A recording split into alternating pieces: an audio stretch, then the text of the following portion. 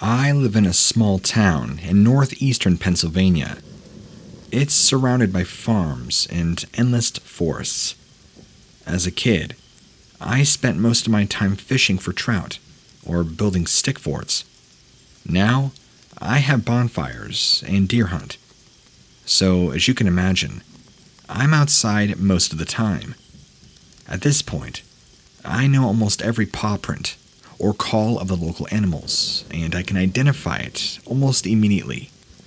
At the age of 13, I went over to hang in one of my friend's houses for his birthday party, mid-June, alongside another two guys.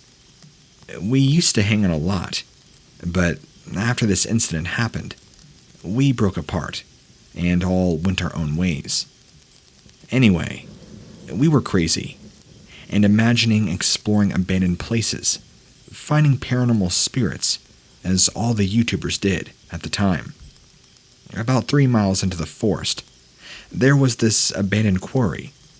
All of us were excited to explore it, so we got the birthday boy, his name is Aiden, to lie to his dad and say we were going for a walk through the woods. Aiden's dad said yes, but to not wander off too far, and to pay attention to the trees, due to the sheer number of mountain lion sightings in the area very recently. Many say they don't live here in Pennsylvania, said to be a boogeyman of sorts, but I've seen one with my own eyes. I can tell you for a fact, they're here, along with wolves. We geared up, all grabbing our phone and knives. Well, at the time, I didn't have a knife, but I borrowed one from the bigger guys. His name was Clayton, and he's a little out of shape, to put it nicely. He usually brought around 10 knives to our parties, like some kind of deranged serial killer. Sometimes he made me worry. He also gave one to our fourth guy, named Marcus. More ghetto than country, but it's okay.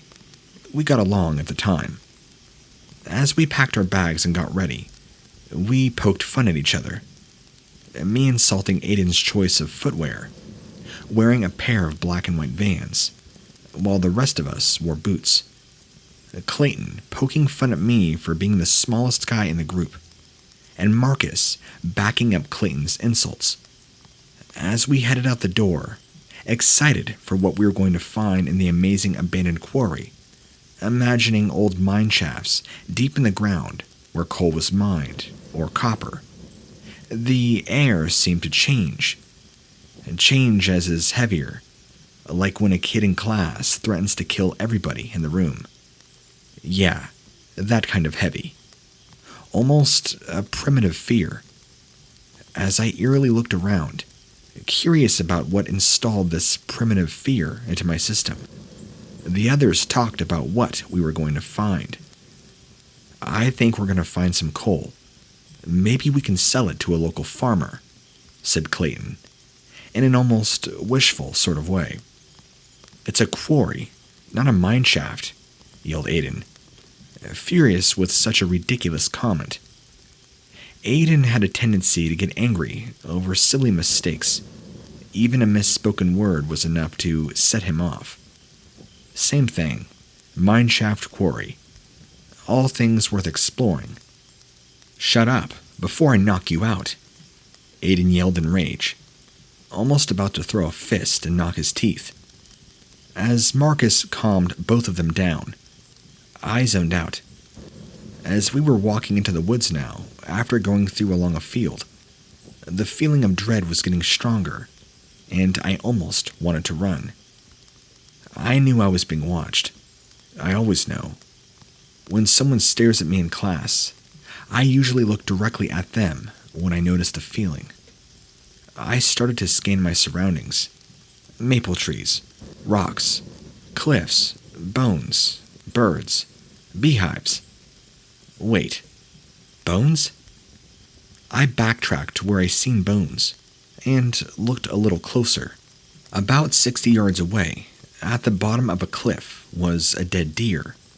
Fresh, blood still on its bones, flesh hanging from its skull. I imagined the thing that could have mutilated it so badly, and immediately thought of a 1,000-pound black bear with rabies, going rabid and crazy. Honestly, I wish it was just a bear. Hey, I'm talking to you. Clayton pegged me with a rock, breaking my trance. What? What do you want, man? I asked him, clearly annoyed. He asked me what I was looking at, irritated that I did not respond. I told him nothing, and let's get going. We still have another 2.5 miles till we even reach the quarry. Nothing exciting happened as we climbed a large hill. I felt the air get heavier, and my primal fear clawing its way up my spine, as if about to dig itself out. Once we reached the top of the hill, there was a level part, still filled with maple and birch trees and some decent-sized rocks. There was barbed wire fencing that led to a clearing, freshly mowed like a field. Aiden commented, saying that was his property, and his neighbor probably was trespassing again. As we got to the fence, I noticed something red hanging from a fence. A rag, or a piece of clothing, covered in dried blood. Underneath it was a rusted old knife, with a saw blade on one side and a sharp edge on the other. Me and Marcus argued for a minute about who got the knife, and I gave in, let him have it. We crawled under the fence and walked through the field. Right now, we were only about a half-mile away from the quarry. I zoned out again as we walked. No one was talking about anything exciting anyway. I scanned my surroundings when my fear jumped, almost right out of me. I couldn't place it as I frantically looked around. Something bad, something evil was nearby. I could feel it. I could sense it in my spirit. I was at the back of the line, so nobody noticed my panic. I was scanning tree to tree, looking for something out of place. And when I got to a birch tree, roughly 25 yards away, I saw it. There was a large, lengthy gray hand wrapped around the tree. I could almost just about make out claws. Then I looked up a little bit above the hand, and I could just barely see the edge of a head. I looked at my friends, who got a little bit ahead of me, looked back at the tree, and the gray thing was gone. I ran to catch up with my friends, deciding to keep what I just saw quiet, so I'm not made fun of for the rest of the weekend. We finally started to see a clearing up ahead, with another barbed wire fence. We walked through a patch of thorn bushes, about as tall as me.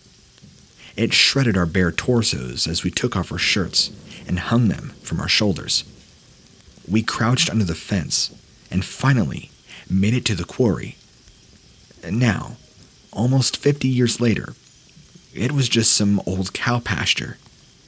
We were a little bummed out, as we're hoping for the ultimate mine shaft experience. But we knew logically what we would find. There was this cool little part, though, where the rock was cut out, leaving a 10-foot drop below to the cow pasture. We went over there, screwed around on the cliff. It was roughly 100 yards away from the tree line, so we were a little far from the woods. There was a pallet with some perfectly cut out square rocks in it. We looked through them, fascinated by how precise they were. But in the end, we just left them. Aiden got the idea to take some Instagram pictures, and we got in a pose to take photos for all of our pages. Aiden. We all spun around, towards the woods, hearing Aiden's dad. But it was off, almost mechanical sounding. Startled by how quiet it was, like a loud whisper, but the woods were 100 yards away. My fear crawled its way into me, and I wanted to go home, knowing something was very, very wrong. Guys, we need to go, I stated. Walking towards the tree line, the others followed. My fear grew stronger and stronger. I scanned the field, then the cliff, then the trees. As I was walking, we were at the tree line, scrambling under the fence. Snap. A branch cracked not far from us. We all look. Marcus still under the fence. And we saw it. 20 yards away was this 9-foot human-like animal. Not even an animal. I mean, it stood on 2 legs like a human. But its gray, skinny arms ended at its knees. And its claws were as big as its hands. It was partially crouched, perching its elbows on its knees, staring at us with hot red eyes. Teeth sticking out of its mouth like a piranha, with large canines like a wolf. Its teeth were an ugly yellow and blackish color, like they were rotting. There even appeared to be some bloodstains on the top row. We all stood terrified, frozen, staring at this abomination, this beast. Then, its eyes snapped onto mine. It made eye contact and twitched.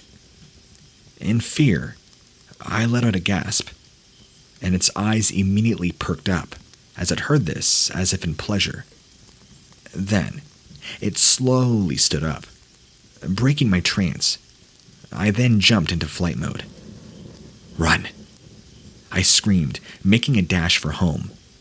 The field, only 50 yards away now. The creature let out an almost metallic, human, bear-like roar. Its scream filled me with fear, and I could sense the hatred in its veins. This monster was primal fear. We ran like crazy as it chased after us, dodging left and right, changing direction, tripping it up so it couldn't catch us. We dove under the barbed wire fence and kept running. I looked back to see it hurdle the fence like it was nothing. Hot on our heels, running on all fours. I tripped over a branch, rolled, catching myself, and kept running. But this put me at the back of the line. I felt its hot breath on me, on my back as it ran. It let out another scream, and I jumped off the nearby cliff to my right. My friends doing the same. It was only a 15-foot drop onto some dead leaves and grass, so we landed somewhat nicely. Except I rolled my ankle in the process, and Aiden landed on his knee on a rock. I looked back, and seen I almost landed on the deer corpse from earlier. That certainly gave me a spark of renewed energy, or adrenaline. The tree line was only 300 yards away, and we ran and ran. We heard it screeching, scrambling down the hill at full speed. We vaulted over rocks and slid under fallen trees, and this thing was right on us the whole time. Teeth bared, roaring in anger. I knew the only goal that this abomination had was to mutilate us, like that deer. We ran and ran. Then it roared again, this time sounding almost in defeat, like a lion failing to get a gazelle. We cleared the tree line and ran to the road. We turned back around to see where it was, and it stood in the tree line, just almost out of view, but still visible enough to see it. Evan. It croaked, in a voice so unnatural and evil, almost like demons in the movies, but more metallic and robotic. I didn't even mention this before, but my name is Evan. My friends always call each other mean things, so we rarely ever said our real names. Instead of primal fear, this time I felt rage. I puffed out my chest, slammed my hands on my pecs. "Come at me," I screamed. A little unsettled by my primal outburst, this thing simply smiled, turned around, and disappeared. We all looked at each other, went back to the house. Aiden's dad didn't hear the scream, so we didn't have to explain anything. We went and hid in his room in silence. None of us really talked about it much, except for me. If I was to ask them now about it, they would probably say it was just a bear, and that we clearly overreacted. But I'm telling you, there was more to come to prove suspicions. At least me.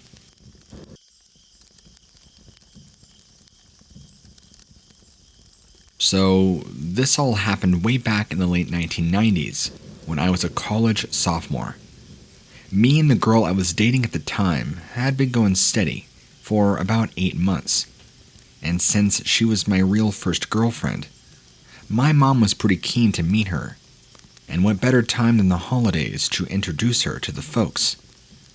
During the week before Christmas, my mom's family traditionally held quite a large gathering up at my uncle's place over in Sandy, Oregon, my home state.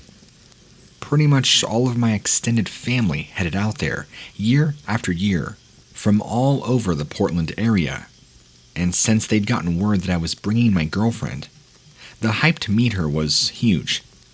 I won't lie, I was kind of nervous that they'd embarrass me in front of her.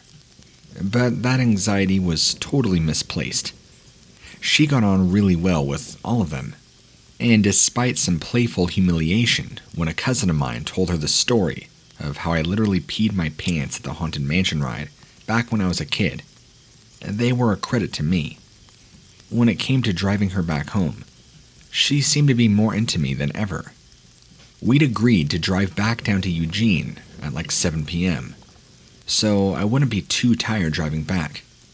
But since we had such a good time, we stayed way later than we had ever planned to, and didn't get on the road until like 10:30 that evening. In the hopes of making the journey a little faster, I ended up taking the Oregon 211 instead of just sticking to the I-5 South for the whole drive. Annoyingly, this did not actually make the journey any faster, but point being, the 211 was pretty much surrounded by farms, or these huge swaths of dense pine forest. As you can imagine, big stretches of it aren't lit very well at all, and for some parts of the drive, we were moving through complete darkness, saved only by our car's headlights. But honestly, I wasn't all that worried about it. I was pretty good at reading a map, and once I was back on the I-5, a road I know pretty well, I figured everything would be all good. So we're just cruising along, in high spirits, talking about how goofy some of my family were. But generally, my girlfriend was singing their praises, telling how she could not wait to meet them again. It's right around then that we hit a section of highway that descends down this big old hill, leading up to the bridge crossing over Deep Creek. There, the highway is sandwiched by some very dense forest, the densest you're likely to ever see. And there is absolutely nothing lighting up the highway. So the only thing we could see from the front seats of the car is like maybe 20 to 30 feet that our headlights are illuminating, and pretty much nothing else. But like I said, we're in high spirits, completely unprepared for what was about to happen. Right as the highway starts to level off, something darts across the front of us so fast and so suddenly that I barely missed smashing into it. I brake so hard that I almost gave the pair of us a whiplash. Then, when we're both stopped, both me and my girlfriend are in a complete frenzy of, oh my, did you see that? What was that? There are plenty of deer in that area of Oregon, plenty of coyotes too. But the thing that ran out in front of us was way too big to be a coyote. And something about the way it moved gave me this gut feeling that it was not a deer either. The shape was just too slender, almost like whatever was out there had moved on 2 legs, not 4. Now, next thing, and I know how completely dumb this sounds in retrospect, but my curiosity just got the better of me. I decided that I wanted to investigate. So, again, this was also incredibly dumb. I turned the car like 90 degrees on the highway so I could point our headlights into the woods. Yes, this could have caused a horrible accident if another car had come along at the same time I was doing this. But was I thinking straight at the time? Of course not. You see, as a kid growing up in the Pacific Northwest, I'd heard a lot of stories about Bigfoot and Sasquatch. I'd be lying if I said they didn't capture my imagination. Now, I'm not saying that I thought I'd caught a glimpse of a gigantopithecus or anything. I know the stories are mostly exact that. Just stories. But part of me just wanted to be sure. So, like I said, I turned my car 90 degrees, turned on my high beams, and stepped out of the driver's side onto the highway. I stare off into the trees for a minute or two, but I don't see anything. Nothing is moving. The whole scene was as quiet as the grave. But as I'm looking, I just get this feeling in the pit of my stomach and start to feel as if I'd made a huge error of judgment. It was one of the most intensely terrifying feelings that I've ever felt in my life. A feeling like I was being watched by something predatory. I know it's a huge cliche, and the whole "I felt like I was being watched" thing is such a tired old trope, but I really don't know any other way to phrase it. My heart was pounding. The hairs on the back of my neck are now standing on end, and my guts turned to ice. Without turning my back on the woods, where I expected the danger to come from, I started edging back towards the car. And then suddenly, out of nowhere, I practically jump out of my skin when I hear the car's horn let off one long, excruciatingly loud extended blast. I mean, it scared me so bad that I almost straight up peed my pants. Haunted mansion style, like when I was a kid. My first thought was that my girlfriend has ended up leaning on the horn as she climbed over into the driver's seat for some reason, maybe to get my attention. She'd done that once or twice before. But as I turned back around, she's still on the passenger side, but that she's actually leaning over to push on the horn, in what was evidently a frenzied attempt to get my attention. I run back to the car and ask her if she's okay. She doesn't say a single word to me. She points off to a spot, about 50 feet away from where we were parked in. I spin my head around to see what she's pointing at. That's when I see it. What was, without a shadow of a doubt, the thing that had run in front of our car just a few minutes prior. Lit up by the residual light of our high beams, what I saw was really, obviously a man, but he was covered in animal fur. What looked like a mishmash of deer skins, bear skins, and elk skins. And on his head, secured in a way I'm not even sure of, were these antlers. At the time, because of how close it was to the holidays, I remember the words "reindeer man" just kind of flashing through my head. Maybe in the naive hope that the dude was dressed that way out of some misdirected festive spirit. But he certainly didn't seem in any kind of festive spirit. Not in the least bit. Like, I couldn't see his eyes because the weird kind of head covering he had on. But I could see his mouth. And at first, he kind of looked like he was giving us a smile. Only as I looked, I could see it wasn't a smile at all.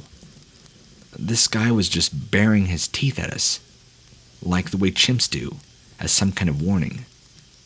After that, he turned and walked off into the forest. Obviously, right after that, me and my girlfriend just got out of there, got back on the road towards the I-5. It took us both a while to calm our nerves, but my girlfriend was particularly shaken up. That's because she'd seen something that I had not. And as we drove on, she explained exactly what that was.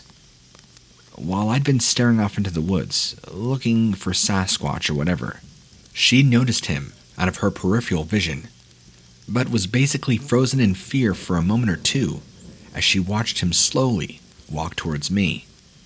Or rather, walking isn't the right word. From how she described it, this guy was stalking, the way a hunter might stalk a deer.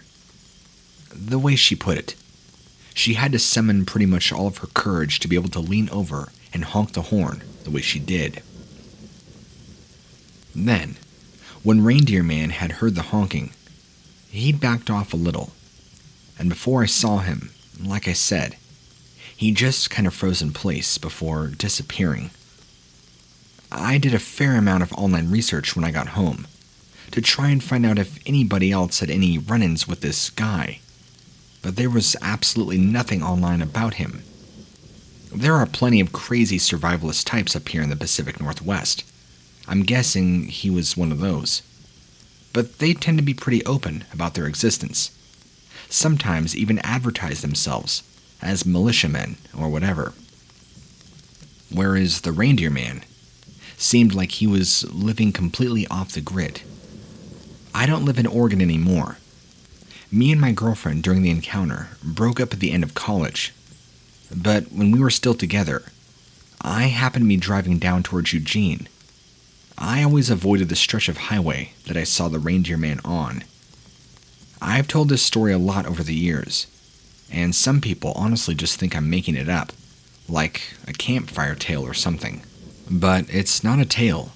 It's not made up. And it's definitely not just intended to be some dumb, spoopy story. It's most definitely a warning to anybody traveling on that road at night. Because if my girlfriend wasn't with me when he ran out in front of the car, if she wasn't there to spot him before he crept up on me, only to scare him off with a blast of the horn, I honestly might not be here to warn you. So please, this holiday season, drive careful, drive slow, and do not stop, for any reason, on dark, deserted stretches of forest highway.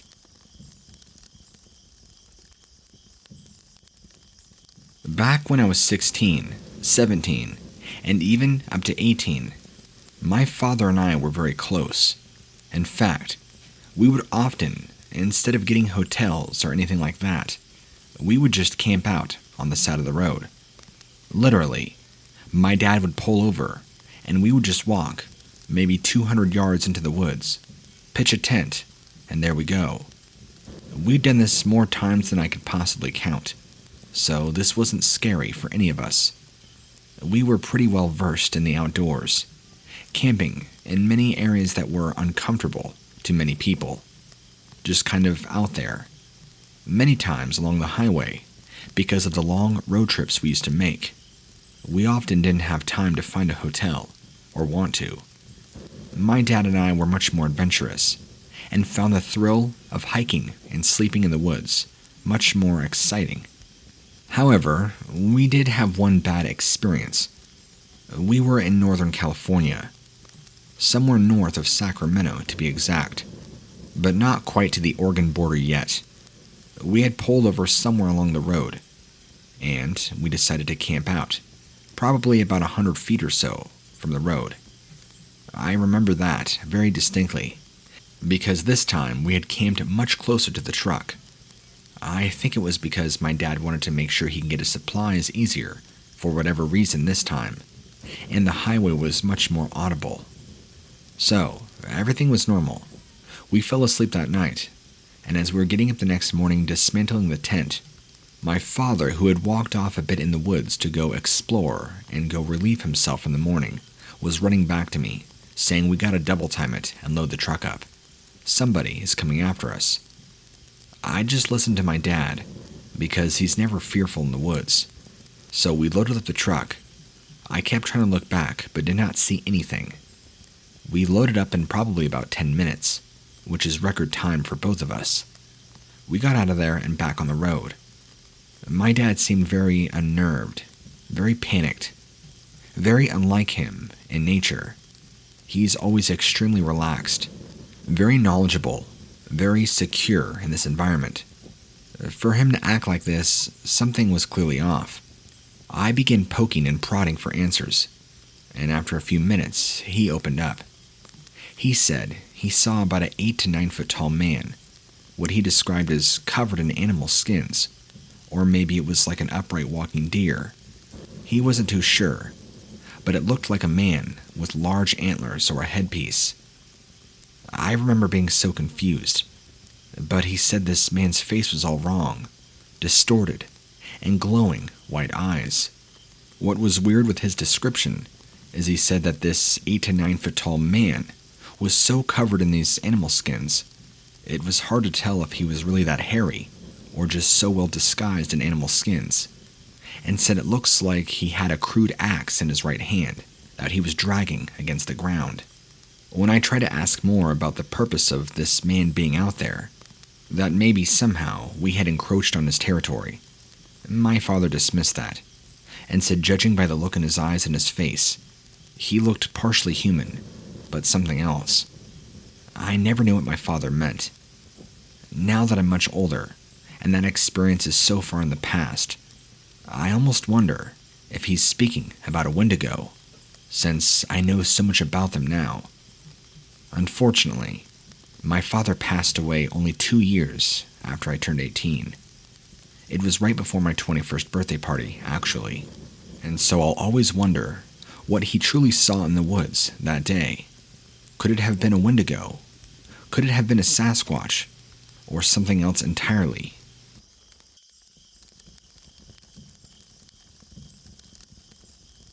I don't really know how to start this.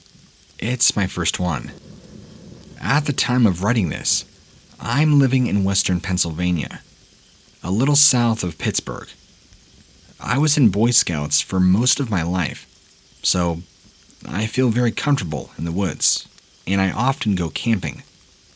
Upon hearing Governor Wolf's school closure plan, I decided that it was time for some cold weather camping. It was March. It wasn't that cold, but it did drop to 40 degrees at night, and the people who I went were not really avid campers. If you're from Pittsburgh, you may know the Boggs campsite on the Montour Trail. Well, that's where we went. They, of course, only brought weed and alcohol, did not bring any sleeping bags, blankets, or pillows. So, naturally, I assumed they were going to have sit by a fire all night. It was light when we first got there, and the fire pit was still smoldering. Very cool.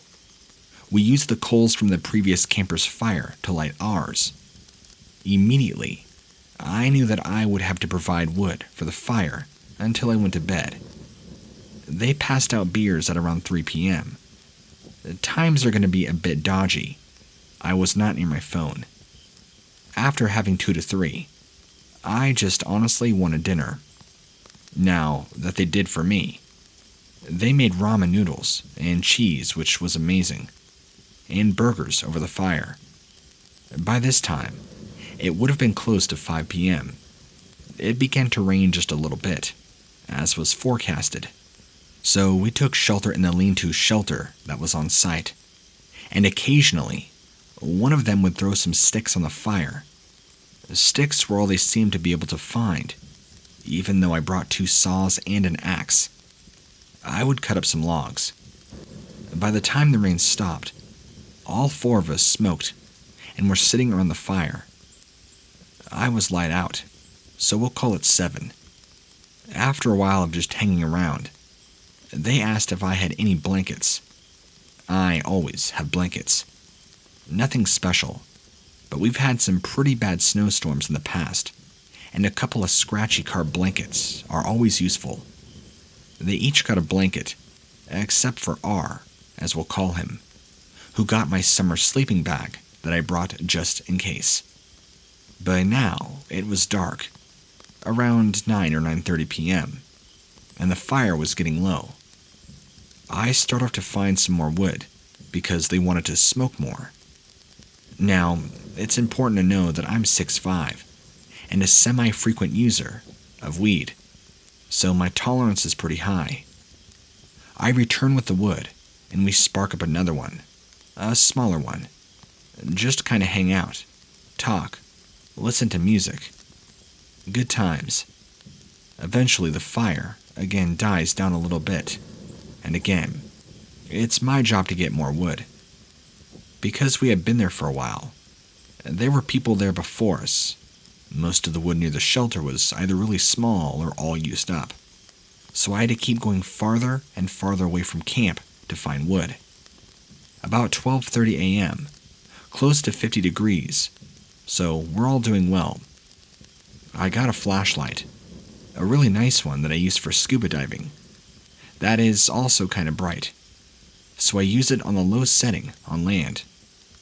At this point, I'm far enough away from camp that my friends cannot really see me, and there's like an embankment between the Montour Trail and someone's driveway that you have to cross to get to more woods. But I'm comfortable alone because I knew what I was doing, and they could hear if I needed them. I start to hear a weird whistling sound, kind of like somebody inhaling through a snorkel, but I believe it's just the wind. The air was starting to get kind of cold, so I took back what I had and put some on the fire. Now it's 1 to 2 in the morning, around 40 degrees with some light breeze. Nothing severe. I have 2 long-sleeve shirts and an army surplus coat that is super warm, but my friends are in windbreakers and hoodies. And oh yeah, now it's raining. Off to get more wood. This time, I began taking into consideration that the type of wood that I would collect. There was a lot of pine, but that burns fast, which is why I had to go and collect it so often. The stretch of woods near the driveway was pretty much all pine. A few maples, but nothing big. I keep walking, knowing that this area has both conifers and deciduous trees in close proximity to each other. As I'm wandering, collecting wood, I notice that the rain has turned to a super fine snow. Time to head back, just in case it picks up. Then the whistling started again, a lot louder now. It's weird. There isn't any more wind than there was before. Maybe it changed directions. I keep walking. By now, I can hear the music from camp and pick up the pace just a little bit. Just as I summit the embankment and prepare to clamber down the other side, a loud noise echoes behind me. A tree fell. Shining my flashlight around, I could not see a single sign that that was the case, and did not see a source. Maybe a deer knocked something over. In my head, it does not matter, because I'm back at camp anyway, and I could try the marsh behind our shelter next time. 3 in the morning? They were cold. The temperature now dropped to around 30 degrees, and the wind and snow had really picked up. Car blankets helped the boys a little bit, but they were not going to be able to sleep in a tent that I brought. Not without freezing. Except for R, who slept like a rock all night, after about 3:30. We decided to finish off our smoke and beer, and a good talking. 4:30 a.m. I'm about ready for bed at this point. I'm not too inebriated at all, but I was definitely pretty tired. I offered to go collect more wood before I retire to my 0-degree sleeping bag and cot. I camp comfy when I don't have to carry it far. They said they would join me. They must have been cold. We split up, and I end up heading back to where I was before. Except this time I left my flashlight on high, and I made a bunch of noise to scare off that deer, or whatever that was there earlier.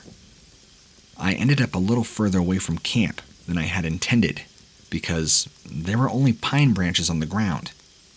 The whistling starts again. And this time, I could tell the direction it was coming from, my left, and I shine my flashlight around that area before just returning to collecting wood. Then the sound stops briefly, picks up again in a different direction, less than a minute later. This time in front of me, and a little to the right, back into the pines. Maybe the branches of certain trees catch the wind just right and make that noise. So I think whatever and move on. Then, on my way back, the noise was following me, darting from left to right, but always sounding like right behind me. I didn't see anything, so whatever. Then the noise makes like one sharp whistle and pauses. Then I hear, "It's cold out here." It was R, but I couldn't find him with my flashlight, so I called, "Where you at?" And it sounded like he turned around, because I heard a branch snap and a bit of movement. I pointed my flashlight at where the sound was coming from, and I did not see R anywhere. Maybe he's behind a bush or a tree or something. I call out again. No reply. He might be lost or something, because we weren't at camp, and he saw my flashlight moving, so he came to look. I asked again, "Where are you?" Nothing. And then louder. "I'm gonna go back to camp." I thought he was trying to scare me. Shining my flashlight around one last time, I spot something dive into a bush, about 40 feet from where I heard R turn around. "I see you, big man. Grab some wood and come back." He's around 6 foot tall, about 250 pounds. I shine the light around for a few more seconds, then turn around again and start walking. The whistling is back. No matter what speed I moved at, it always seemed the same distance away.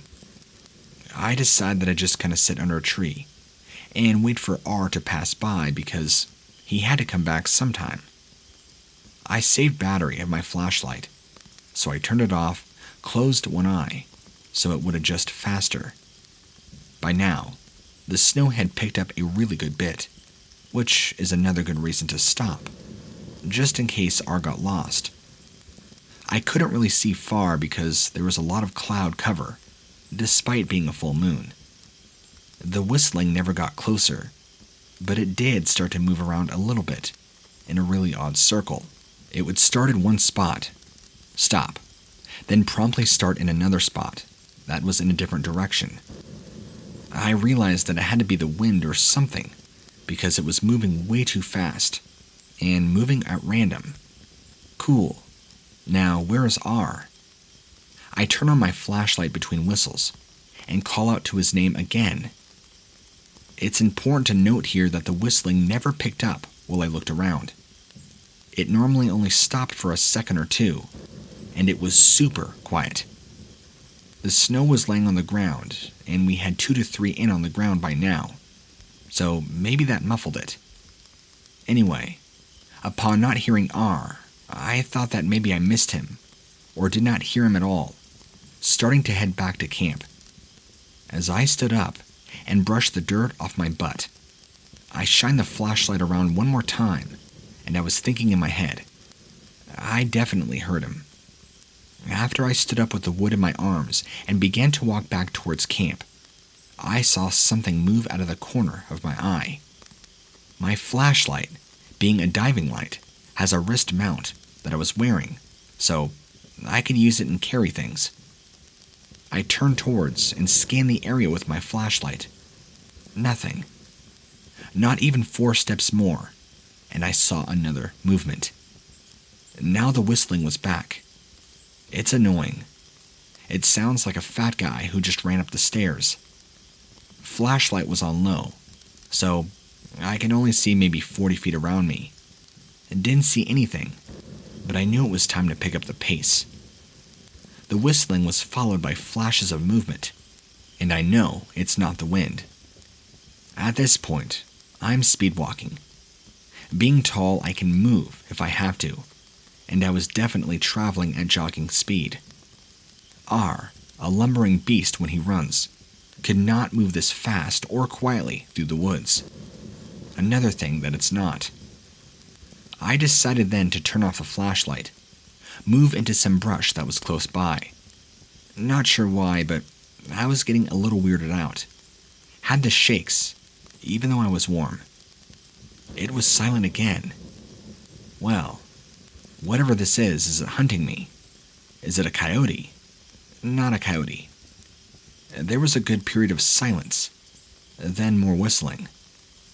This time it wasn't circling around me, just moving around where I turned off the flashlight. My eyes adjusted, and I peeked out from under the bush that I was rolled up under. Nothing. Just that whistling again.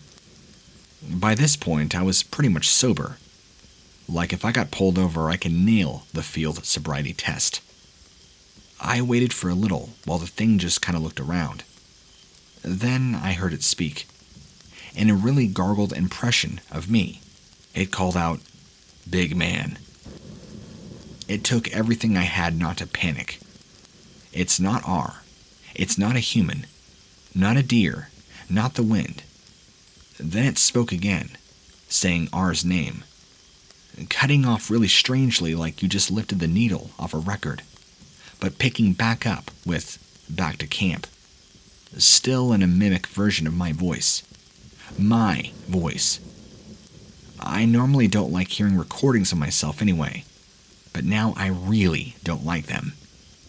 It said a few more things in different voices that I did not recognize.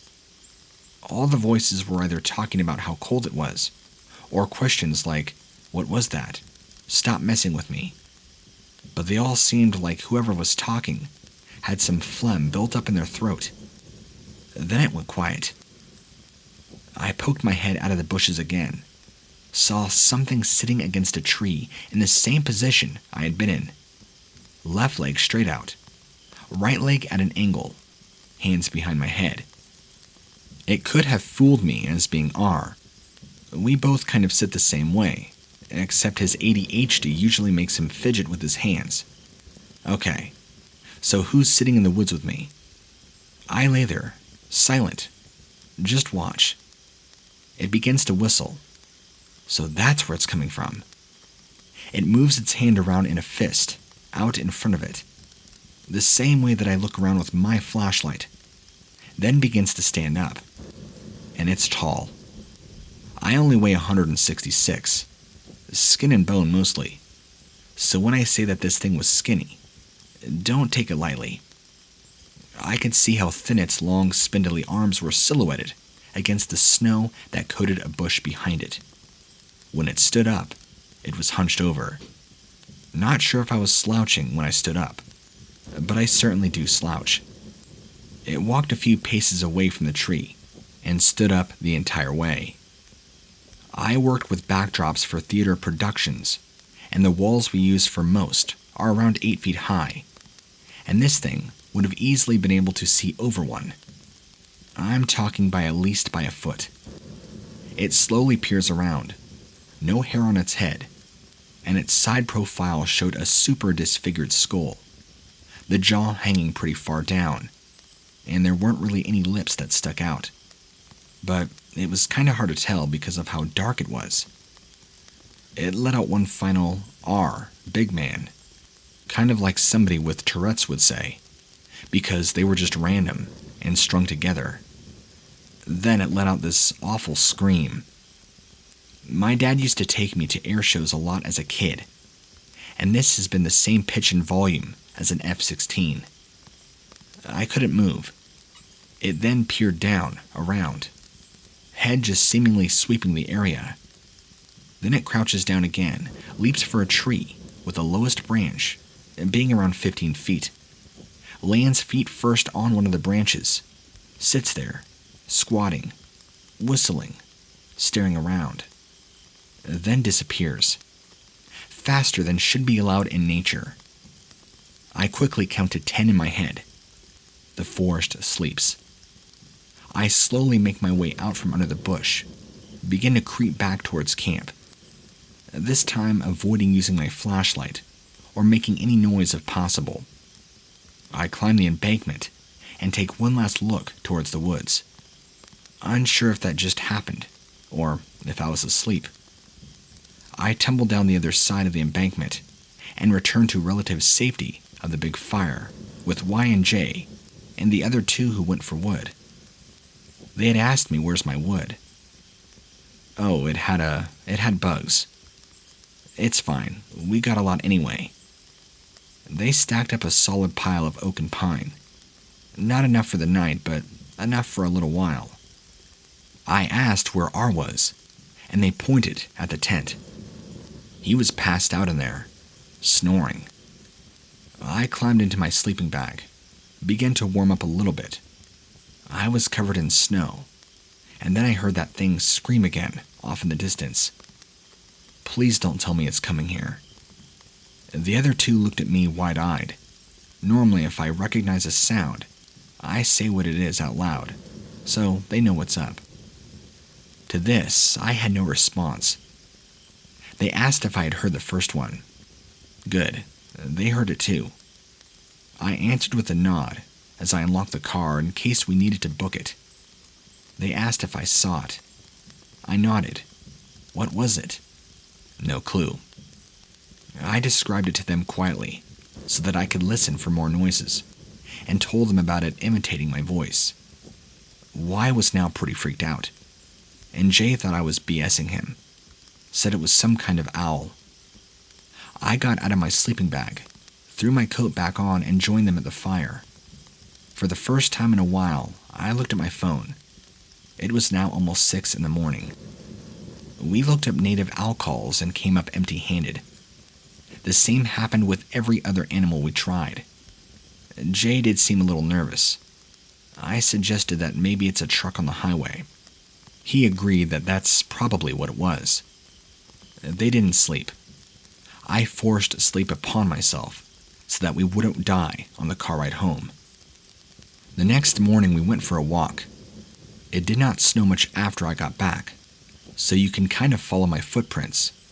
The tree the thing leapt into was out of reach of me on Jay's shoulders. R was still asleep, but I think I might have been able to reach it if I was on his. The tree I sat under had scratch marks on it. I think they're from deer shedding the velvet off their antlers, but it creeped me out nonetheless. The tree it sat under had footprints everywhere. There seemed to be no order to them. It was amazing. It looked like it had run over every square inch of that area, coming as close to the bush as I was, in 2-meter lengths. I don't really know much about cryptids or anything, but when I got home, I googled North American tall skinny cryptid, and the second result was from Parade, a list of cryptids. After ruling out everything else in the list, I came across a picture of the Wendigo that has antlers. Not quite, but pretty close as described. Tall and skinny and super fast. I did research. Every picture has antlers, but I can't find any evidence that, other than a few movies, it had antlers. I don't know. What I saw definitely didn't have antlers, but it matched everything else, even down to the whistling. This was kind of long, but I'd appreciate any feedback. Thanks.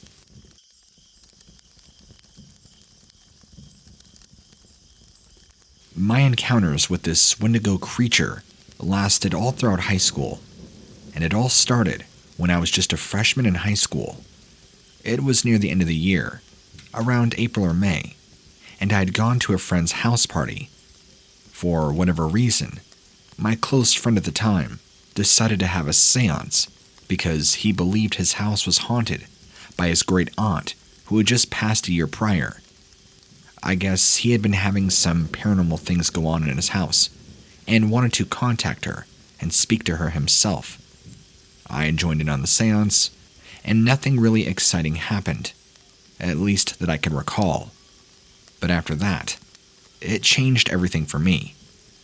I live about 20 minutes away, and so while I can't say distance was a deciding factor in my experiences, I can probably say whatever we experienced at that seance, even though I never felt or heard anything, must have followed me back home, because it was the summer between freshman year of high school and sophomore year that things really kicked off into high gear. It primarily started off with horrendous nightmares, always being chased by this tall black figure with a skeletal-like face and large antlers and horns.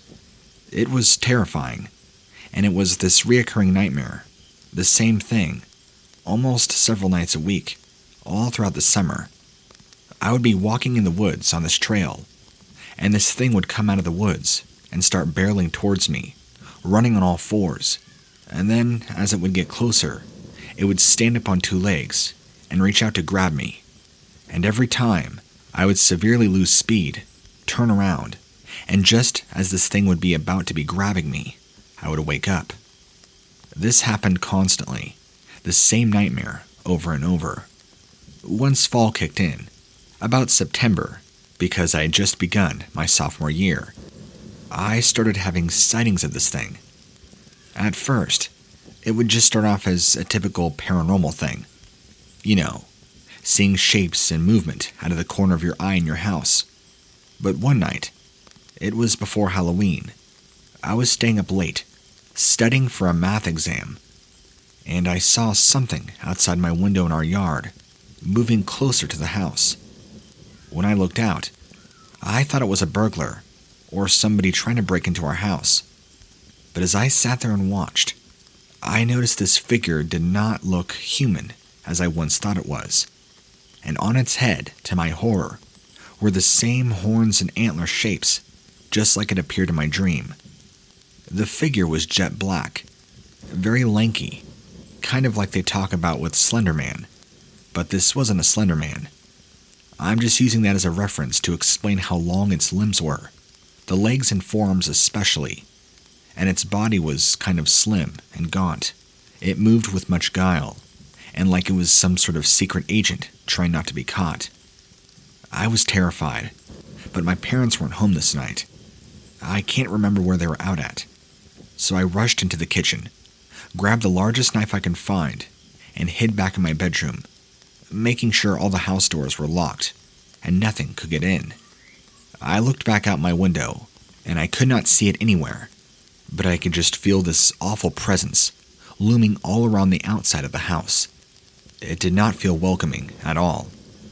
I pretty much stayed up the rest of the night, and yeah, I couldn't really focus on my math exam that I was supposed to be studying for. Instead, I felt like it was far more important, trying to stay alive. I fell asleep sometime in the early morning. I woke up, everything seemed fine. Fast forward to around Christmas time, maybe a week before, and I remember coming downstairs and seeing my dad, panicked, on the phone, continuously looking out the back window. When he began talking, I realized he was on the phone with 911 and was telling the operator about how he thinks he saw somebody coming up to the house, ready to break in. When he got off the phone, I began asking him what's going on, and he points out back to where we have a large bush, thinking he saw somebody coming up to the house, someone who was very large and in all black. Immediately, panic set in, and the memories of summer and what I saw back in the fall came rushing in. But I never told my father this. Within 5 minutes, an officer showed up. My father spoke with him, and he began thoroughly investigating all around our house, both sides and behind. Of course, like in every story, including ours, he never found a thing, and told us to always call again in case something happens. Well, the night went on as usual. Christmas came and went. The first of the year came and went. Now come January, and things really kick up. One night, I was sound asleep when I woke up in the middle of the night to go use the bathroom and get some water. I did that, and as I'm coming back to my room, I quickly laid back down in bed and got ready to fall back asleep. Right as I was in that in-between stage of sleep and awake, I heard something kind of tapping very lightly on my window. It kept doing it 3, 4, maybe 5 or 6 times, enough to keep me from falling asleep. Thinking it was maybe a tree or a branch hitting my window or my side wall, I got up and opened up my blinds, and I screamed and fell back. It was this long, black, clawed hand pressing against the glass of my window, very lightly tapping with the claws. I flew out of bed, ran to my parents' room, and was so overcome with fear that I didn't even care. I looked like a scared toddler running to Mommy and Daddy's room. I burst through my parents' door, screaming, telling them there's something outside my window, and it's trying to get in. Both my parents rush up, go out, look, and they don't see anything. My father calls the police again. They come by, they take my statement, they take my parents' statement, they do a thorough search. They don't find anything except one thing. They find these large tracks leading from the back of the yard all the way up to my window, and it was snowing, so they were starting to get filled in. The police officer said whoever it was was suspected to be a very large man. In a way, though, it did feel validating, knowing I wasn't entirely crazy, but also terrifying, knowing that what I was experiencing was more than real. Valentine's Day came and went, and we get to about the very beginning of March, and I start to see more of this thing. I was walking back home from a friend's house later at night, probably not too late, maybe 7:30, 8 p.m. It had just gotten dark, and daylight savings time had just happened. I was walking home on a lone neighborhood road. It wasn't deserted or anything. Everybody was just inside, very low to minimal traffic, when I got this feeling of being followed. My first fear and thought was actually being mugged, but as I turned to look, it was this shape following me, hiding behind trees, and coming after me through the bushes and anything that it could hide behind. But it was gaining speed, and there were points where I could clearly see the shape and distinctive head of what had been reoccurring through my nightmares. The same thing I had seen, the same hand I had seen on my glass, and it was getting closer. I began sprinting for my life. At one point or another, I had thought about deviating it away from my home, but then I realized it clearly knows where I live, and it would be best and much safer to actually make it home, alive, in one piece. I made it home, and I told my father what had happened. He knew there wasn't much the police were going to do. He just forbid me from going out after dark anymore. This entire time, I had been still having these reoccurring nightmares. Not as bad or as often as the summertime, but still very often and frequent. Even more horrifying than the ones in the summertime. I mean, the feelings and emotions were more intense. That walk home was probably the last time I would actually physically see it until my senior year. Until then, all throughout the rest of my sophomore and even into my junior year and throughout the rest of my junior year, I would just see it out of the corner of my eye, see it approaching my house at nighttime, the same old terror as before, even having the constant nightmares. Everything was the same. And then, when I began my senior year, everything intensified. The dreams, the coming up to the house at night, tapping on my window, everything crescendoed up to one night when I was a senior in high school, near graduation, actually. I was lying in bed, and something woke me up out of a sleep. It wasn't the tapping sound, or the scratching, or the horrible feelings of this thing being around the house. I woke up to the sensation that something was in the room with me, and I could feel an evil presence. I immediately opened my eyes, and I just instinctively knew that this thing had somehow found a way in the house and was now in the room with me. As my brain was finishing and processing this very thought, this heavy, raspy breathing began to kick in, and I could hear the weight beneath it on my floorboards creak as it slowly approached my bed. I was frozen in pure fear. I could not move. I lay there, almost sobbing, and it almost nearly got to my bed. And then nothing. It just completely vanished, along with the feelings, everything. It's like the room and the air instantly went still. I sat there for a couple more moments, terrified and completely confused. So I turned around quickly, flicked the light on. Nothing was there. The room and everything else felt completely fine. So I sat up, wondered what had just happened. Well, I tried to get some sleep, even though that was easier said than done. So the night goes on, and the very next morning, I got some very disturbing news. Remember that friend I told you about? The one whose great aunt had passed, and him and I did the seance that started this whole thing. Well, him and a couple other friends of mine at his house. He had committed suicide last night, right in the early morning hours. I was shocked and deeply saddened, but since sophomore year, him and I's friendship had pretty much completely dissipated. He went on one path, I went on the other, and he was a very troubled young man. Lots of addiction issues, we'll say, and just a lot of home issues. So now, as I'm older, I don't know if his sudden suicide and this thing stalking me, haunting my life, have any direct connection with each other.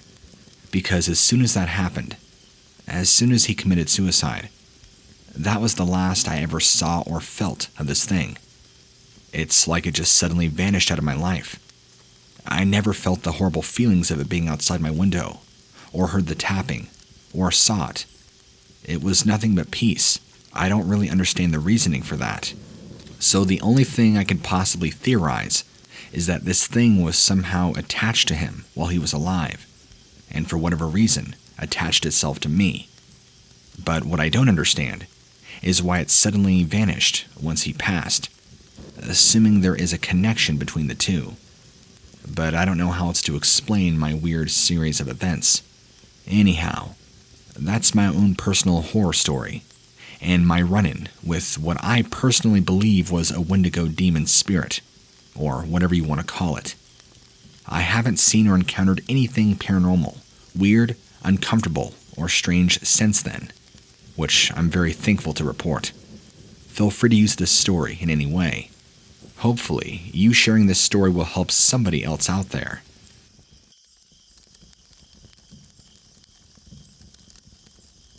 This all happened at the very beginning of this year, in January 2021. I inherited my grandfather's acreage, which is roughly 300 plus. He used it for hunting, agriculture, and other things that I'm probably not even aware of. I'm always curious about the wildlife that lives back there, since it's mostly denser woods. Even in the winter, when all the foliage dies, and it's pretty cleared out with all empty trees, it still is a little bit more dense. So, I went back there with about 6 game cams, stuck it on several different trees, just to see what I could find besides deer. It was more just a fun experiment than anything. But as I was setting them up, I experienced something bone-chilling. This awful feeling had come over me. I can't even begin to describe to you how terrible it was. It was this sense of dread, pure fear and terror, like I just needed to drop what I was doing and run. Run for my life. Run for my safety, my sanity. It was so strange how the feeling would just come over me so suddenly. And then, before I could even act or not act on it, I began hearing whispers or chanting all around me. It appeared to be, or sounded like it was omnidirectional. Below me, above me, all around me, and would circulate. I had a hard time deciphering how close or how far it was, but it was like a group of people, or one person. It sounded like it would alternate, of like somebody whispering, or whispering a chant. It was very eerie, and very scary. I'm sorry I don't have any more details, but that was enough. I ran back to the house, and stayed there. After a few days, I kind of forgot about it, and at this point, it was probably a Saturday. I was off work, and decided it would be best to utilize the daylight of the early day, and go and fetch the few game cams I did manage to get up, just to make sure that they were working, since there were a lot of wildlife back there, even in the wintertime. As I went to go get the cameras, all 3 that I had placed up were gone. Not a single one could be found. The last time it had snowed was the morning that I set up the game cams, so my tracks were there, but nobody else's, and the cameras were just gone. There was no sign of anybody even coming up to them and taking them off. On top of that, this property is pretty secluded, out in the middle of nowhere. I don't even know the nearest neighbor, and nobody else hunts back here, since it is private property. And during this time of year, hunting isn't even active anyway, so there's absolutely zero reason why anybody should even be out here, let alone touching another person's game cams. After looking further, I gave up after finding no trail or sign that where these game cams could have gone. I still don't know, but I almost wonder if that horrifying supernatural chanting and whispering has something to do with it.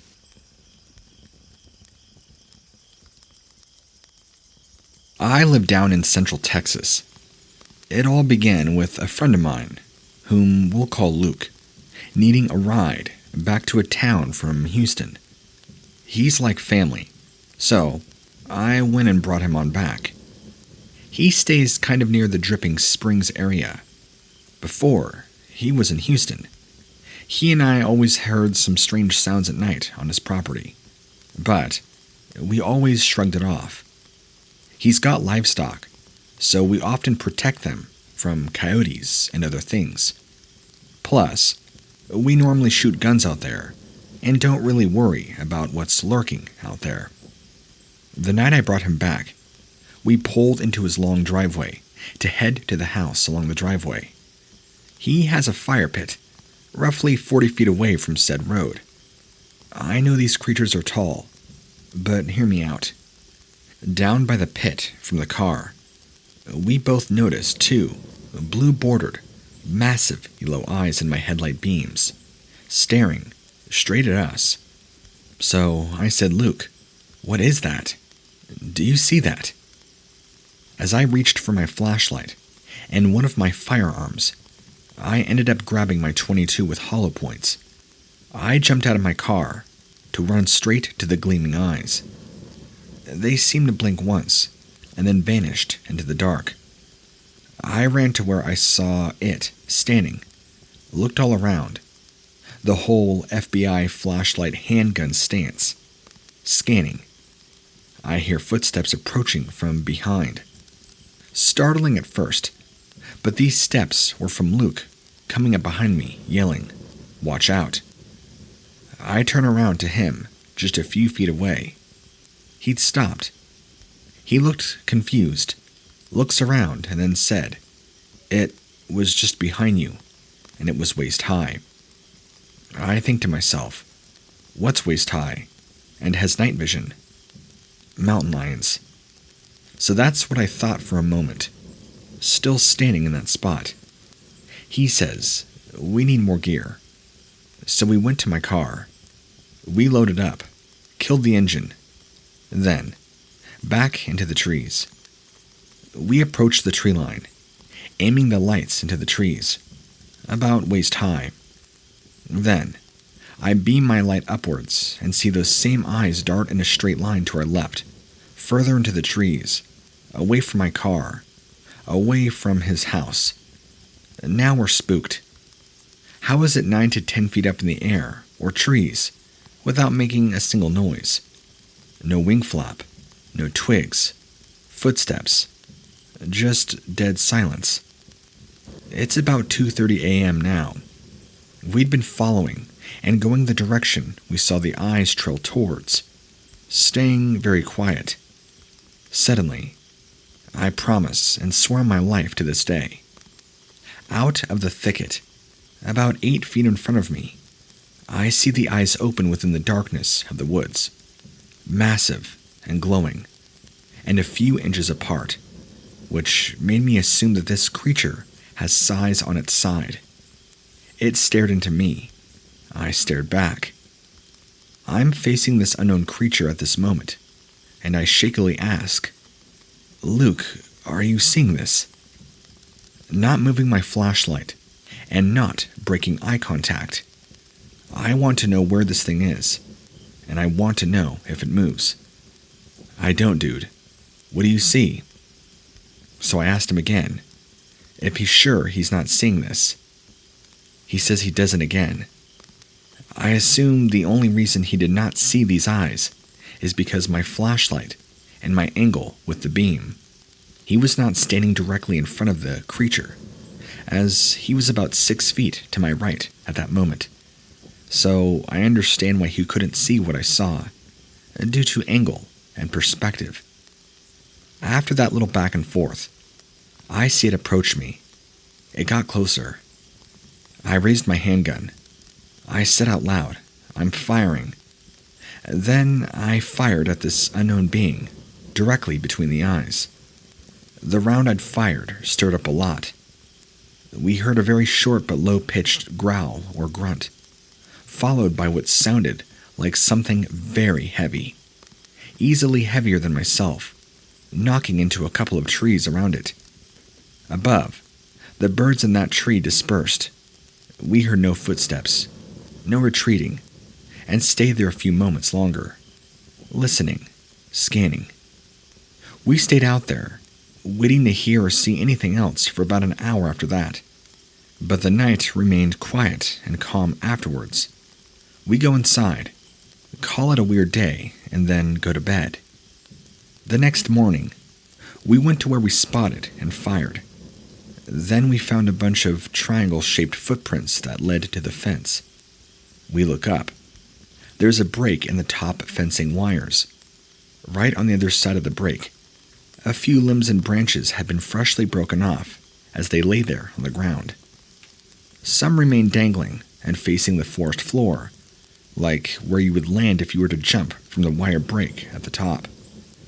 This is all I have on this story, other than the fact that my friend and I, to this day, still occasionally see those eyes at night, in our dreams, and even in our windows.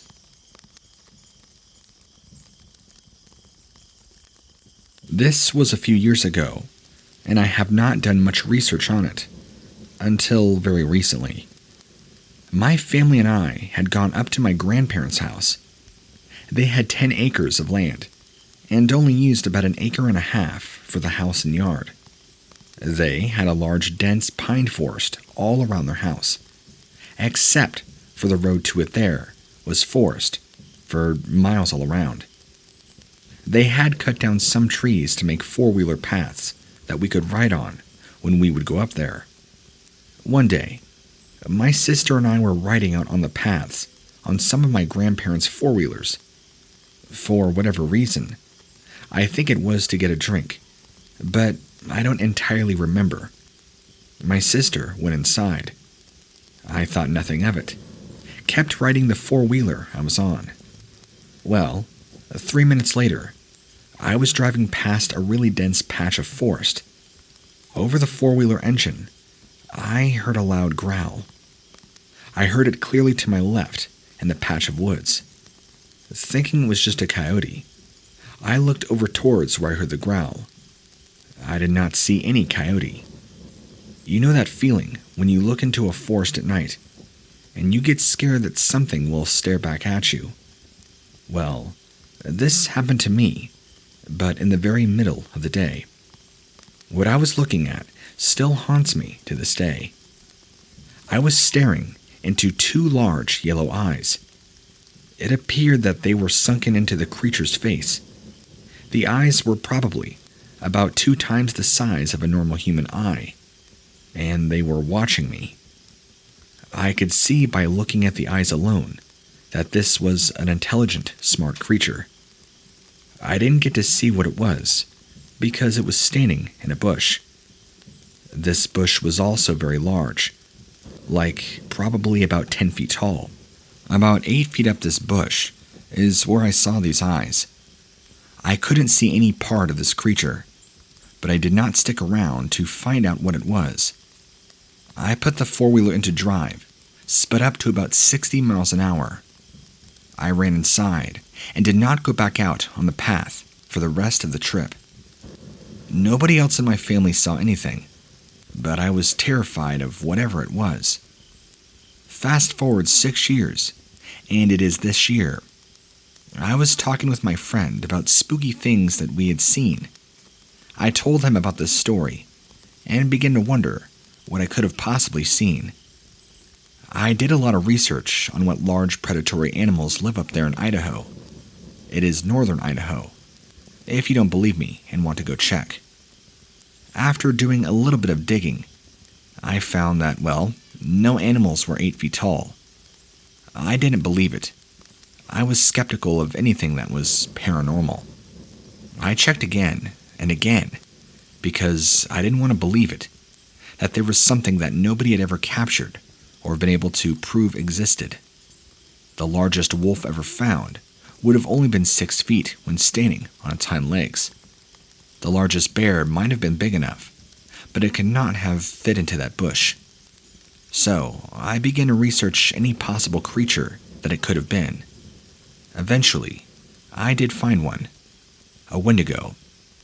It's the only possible creature it could have been. I don't know why it did not attack me, or why it let me get away.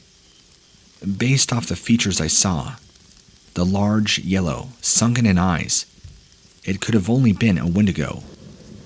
What scared me even more is that a couple of years later, my grandparents moved out of that house for an unknown reason. They say it was to be closer to the family, but the family was fine making a long drive and coming up very often. They moved only a little bit closer. It's still a long drive.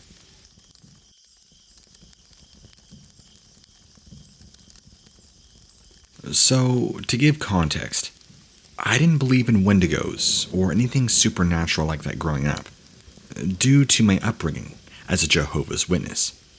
I didn't scare easily, save especially when it came to dark, until that one morning. I was about 10 when my parents wanted me to visit my uncle for a couple of weeks in the winter and help him around his property. I, of course, complied, just moments after the promise of otter pops and chilling out with my uncle. My uncle's house was wedged between Madras and Warm Springs, and he had a couple of neighbors just within earshot of the property. So it wasn't entirely isolated. But I hadn't realized that I'd get stuck with the chore of throwing a couple of flakes of hay to his horses every morning after the first couple days. And so by morning, it was more or less a bit before 6, and it was very dark. So, the 5th morning, I came out to fling hay over the fences, and I get spooked by the sound of geese flopping about. I had to take a quick pause and gather myself as I continued to distribute the hay. Weirdly enough, I noticed the horses had not come any closer to munch the hay that they usually whine for. They just stayed huddled together in the shed, making it impossible to tell which is the other. Then, to my delayed horror, I noticed one of the two horses came galloping over from the other side of the area to prey upon the hay that usually they consume with much glee. I looked back at the shed as the horses began moving together. It didn't feel any way natural to see two horses moving so forcibly like that. It was a good enough reason to book it out of there already, but me and my dense skull had already decided to throw the last 2 flakes before booking it back to the house. Then, the frozen morning dew being crushed inside the pen had already caught my gaze, and I felt like my heart had stopped. I had witnessed the 2 horses huddled together, twisting in such a way that they were sprinting as one thing towards me, and before I knew it, my legs were now making a full sprint to the back door of the house. I kept hearing the sounds of not broncos galloping, but the thumping of hands or feet, crushing the frozen cheatgrass. I'd like to know what you guys think, and what this could have been. I mean, this may have been something I've never dealt with before. It has been a decade now since, and I still hear that noise in my nightmares. What should I do?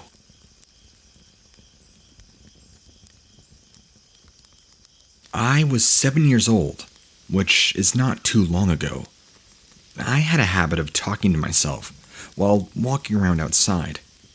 In fact, I could spend all day outside, or even stay outside all night, without ever getting scared or anything, until this one day. I was walking outside doing my everyday thing. The entire property was covered in woodlands, surrounding the house and the long driveway that leads to the road. Nothing but giant woods, actually. And the woods were so big, you can go to the top of the driveway, look at the overview of the woods, just extending miles and miles out.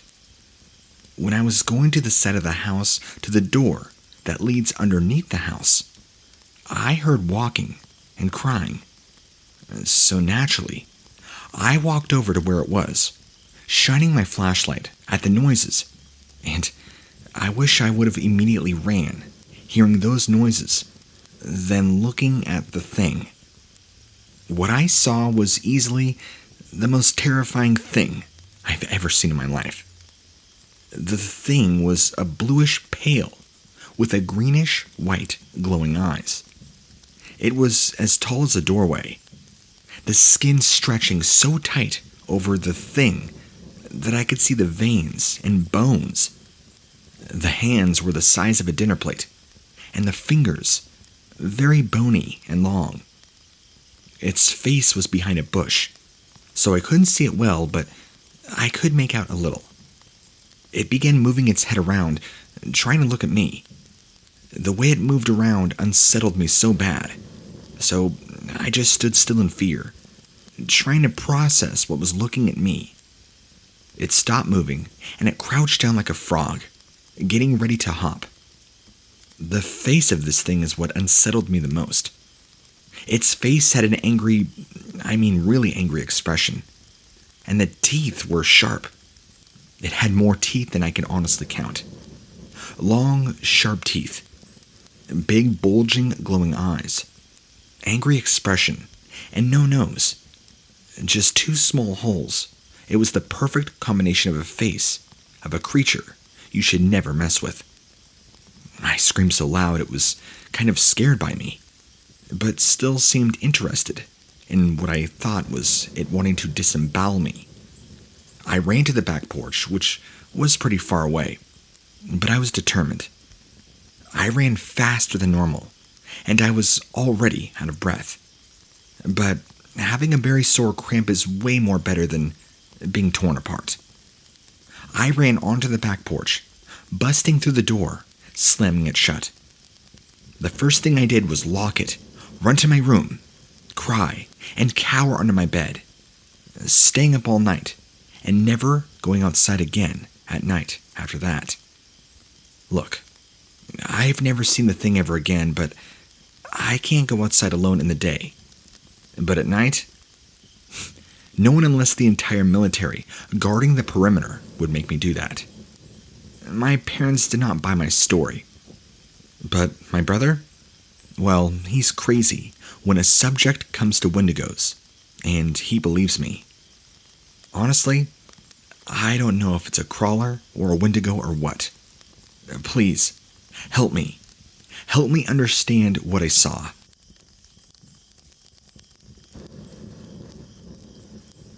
To preface, I was born and raised in Arizona, and I am very mindful and fascinated by the general Navajo culture. I do not speak on Skinwalkers often, out of respect for the very real fear and activity that's highly cultivated by discussing them. Anyway, on to the story. I live in an apartment with my roommate. We're not religious. Actually, we're both ex-Catholic, but are very into spirituality in the spiritual realm. She's been struggling with rejecting toxic and parasitic people in her life, and was actually in a deep meditation before basically falling asleep, reflecting on how to expel intrusive thoughts caused by hateful people. She sees two entities while in this meditation. Went to sleep, wakes up around midnight in a sleep paralysis to see a black entity in her room staring at her. Now, on my side of the apartment, I didn't know what was going on, or any of this was even happening. So I fell asleep around 11:30, slipped into a lucid dream paralysis-like state, which is not really common for me. My room looked exactly the same as it did when I fell asleep. In the dream, my roommate opens the door, sits on my bed to try and soothe me during this paralysis. But as she was talking, I shortly realized her voice sounded wrong. It was all choppy and robotic. It was either an entity posing as her, or it had taken total control of her body. Then this thing tried to enter me by pretending to touch my face in some false soothing manner. I could feel its fingers trying to force their way into my mouth. I was inclined to bite, but I knew I was in danger, and I was scared because it was still her body. I mean, I didn't want to hurt her hand. As soon as I felt it start to get into my mouth, I was literally shot out of the dream and instantaneously wide awake. We think the pervasive thoughts she's been experiencing for so long from toxic situations was actually cast out of her and looking for a new host. But I wouldn't accept it because of how in tune I am with her and just a general growth in confidence and awareness. Look, I know this seems crazy, but this could have been some other type of entity. I'm not sure. After much reflecting, I felt like what everybody else describes as skinwalkers, but it did seem slightly less sinister. I don't know. Almost a weak attempt at imitating my roommate to take some kind of life force from me. Shapeshifter, skinwalker, entity. I don't know. We're reeling a bit, but honestly, any thoughts are much appreciated. I'm 37, 36 at the time of this encounter, and have always been interested in things like the paranormal. I've actually had a couple of encounters and experiences that don't quite fit into the shapeshifter skinwalker bubble, so I'll talk about those elsewhere. I would just like to backtrack for a moment and emphasize that, quote-unquote, interested in the paranormal does not mean an outright believer. I mean, I'm certainly open to it, but more often than not, I'll enter a situation with a very agnostic attitude and instantly develop one of skepticism once I begin assessing and getting a chance to evaluate everything. That being said, I do love a good mystery, and don't think for a moment that people who believe in such things are lying or possibly stupid. We all have our reasons for believing what we do. I tried sending this through voicemail to Monsters Among Us a while ago, but I don't think it ever got aired. Anyway, enough backstory. Let's get to the story. I was working 1.5 jobs in 2019. The half job was an on-call assistant private investigator, and my main full-time job was a security guard. We mainly did patrols for apartments and a small handful of residential contracts. This particular event took place at 19th Avenue and Camelback, which, if you're from Phoenix, you know is a pretty shady part of town. The apartments I patrolled were just south of there. They were predominantly low-income tenants, half of whom were refugees all over the globe. The complex was well known in the area for things like theft, violence, break-ins, drug dealing, gangbanging, and so on. I liked patrolling it because I felt like I was helping people who genuinely needed it, and the vast majority of them were very grateful that I was there. I got to know many of them very well, and so we would often talk and shoot the breeze before I got any chance to start making my rounds again. One of the people I would talk to was an older native guy, who I won't name for obvious reasons. Often, he was on his balcony, getting drunk and high, things which we were supposed to report, but whatever. As long as you weren't causing any trouble or making too much disturbance, I'm not saying anything. I would usually say hi. He would say hi to me, and I arrived on post. We'd talk for a while, then I'd begin my shift. You know, I never had any real issues with the guy. He just liked listening to music, having a couple beers, and maybe having a blunt or two. Seemed like a pretty genuinely nice guy.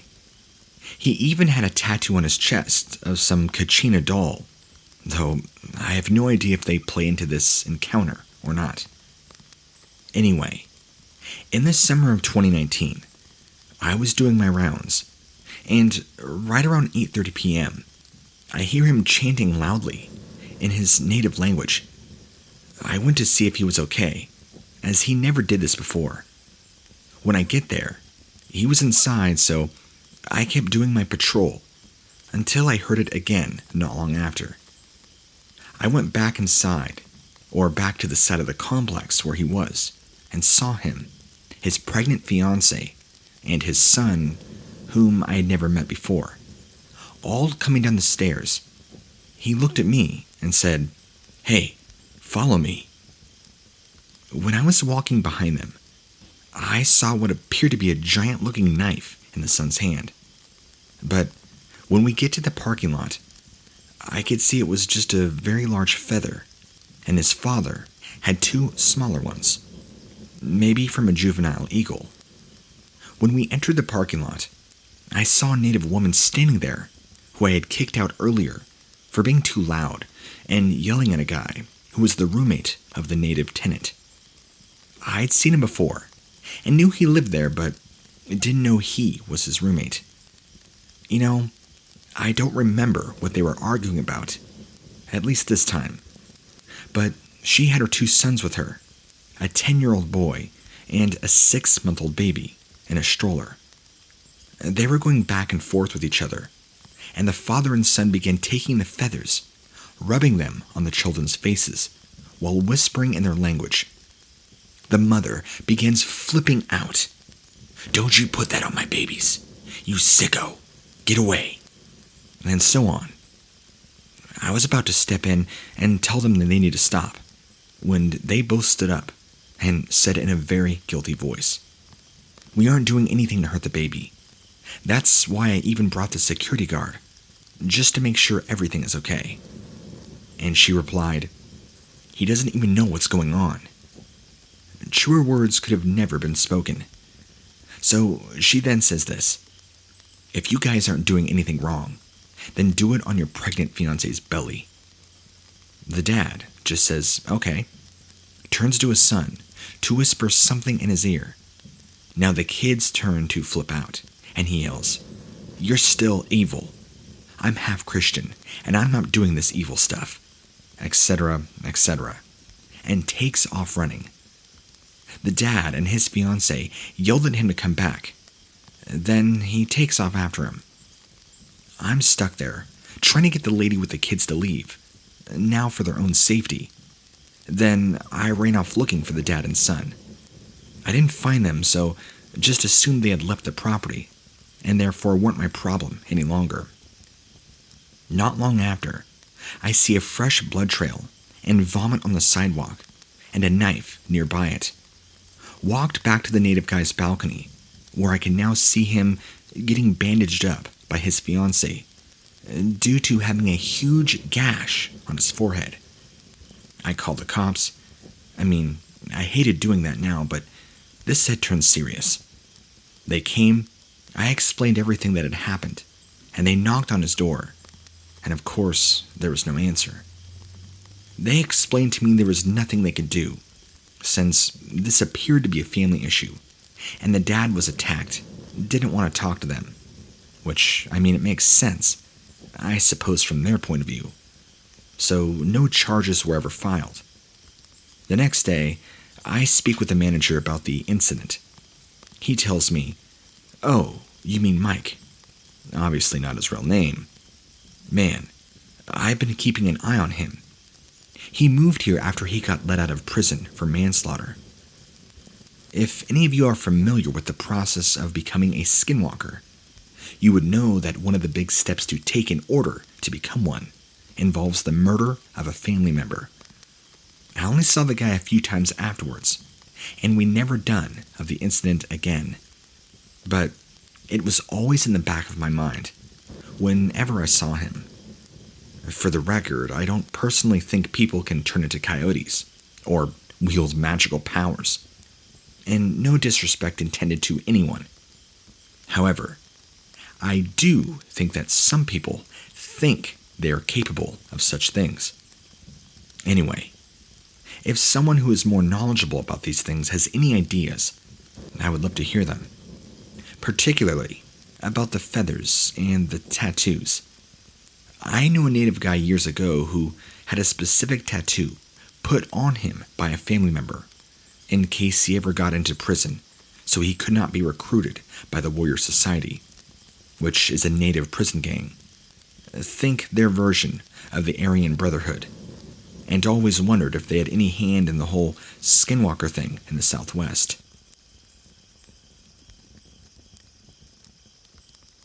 I was relaxing in my bedroom, playing some video games, when I hear this howling outside my window. This is fairly average for me because I live in a bit of a secluded area that's near a city but far enough away that wild animals are around me. But what made this time different was the howling seemed a bit distorted, if that makes sense. It just sounded weird. That was enough for me to look out my window. At first, I see nothing, but when I turn on the lights outside, automatically turned on if I press a button on my phone, I see a wolf or coyote standing on its back legs with its fronts in the air. I watched for a few moments while this thing kind of walked around a bit and howled some more. At this point, I freak out, lock all the doors in the house, and called my mom and dad, who were out of the house that particular night, shopping or something. So they immediately come home, and I explain what had happened.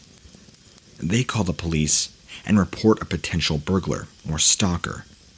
When they hang up, I try and convince them that that's what it actually was. But of course, in the end, they don't end up believing me. So my question for you is, what do skinwalkers generally look like? Secondly, how can I prevent a skinwalker coming near or to my house again? And third, what do I do if I see one of these things again?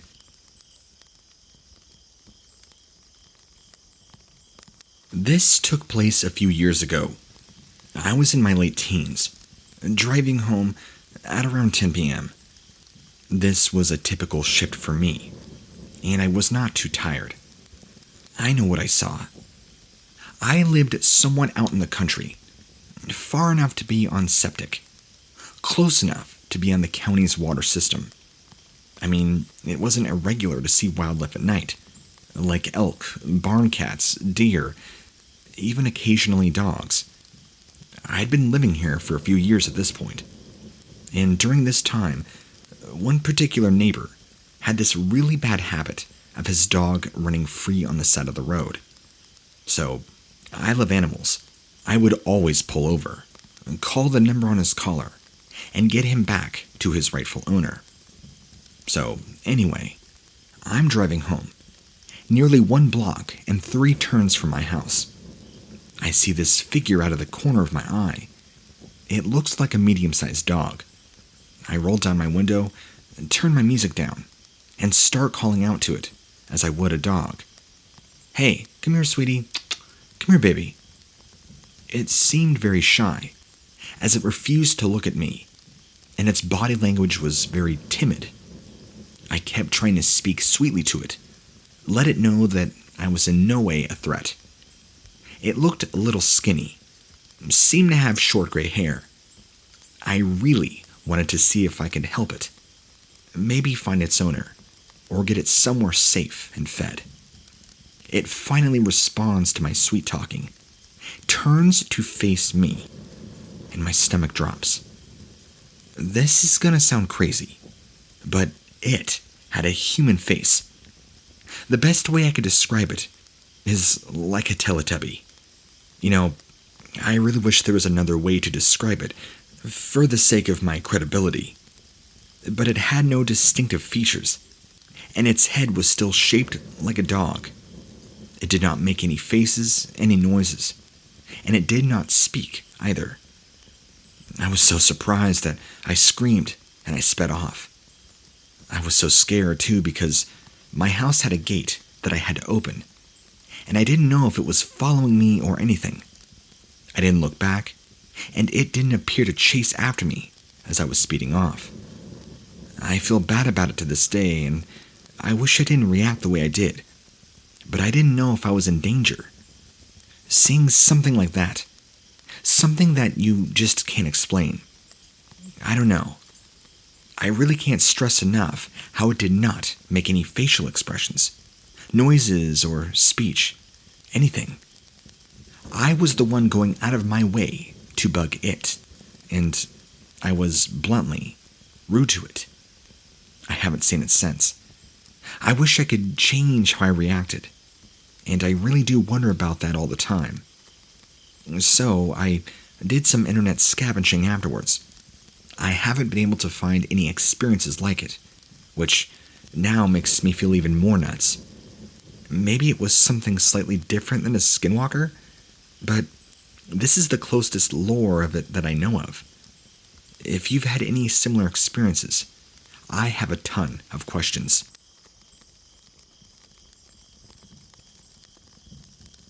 Circa 2012, I was in combat training with the Marine Corps in Southern California on fire watch one night, roughly 2 a.m., with 2 Navajo guys.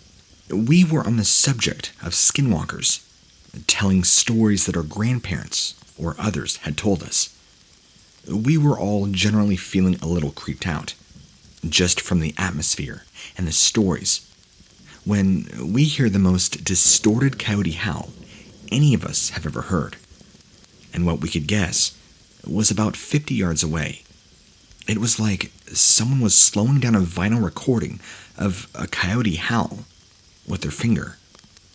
We all froze, and were now stark white. We stared at each other for a bit, sweating. We finally pointed our flashlights in the direction of this distorted howl, and we all saw what looked like a coyote head sitting on a fence post. So here we are, just staring at it, in the shaky lights, absolutely silent. The head was pointed in our direction. Its eyes were open, but they didn't shine. They were just black. Finally, I say, maybe somebody found a dead coyote and put its head on the post. Sometimes, farmers will hang a dead coyote on a fence to keep other coyotes away. Our training was taking place on a large open cattle field, after all. And right after I say that, the head turns slightly to the left and moves off the post. From behind the post, this coyote walks out on its hind legs, its jaw and tongue dangling like they were broken, and then just walks off into the darkness, beyond the reach of our flashlights. We all immediately poop bricks, and we book it out of there, where everybody was sleeping, and of course proceeded to not sleep properly for the rest of our time out there. I mean, how could you? I'm telling you now, though, all 3 of us saw it, and all 3 of us know exactly what we saw. Moral of the story: speak about it, and they appear.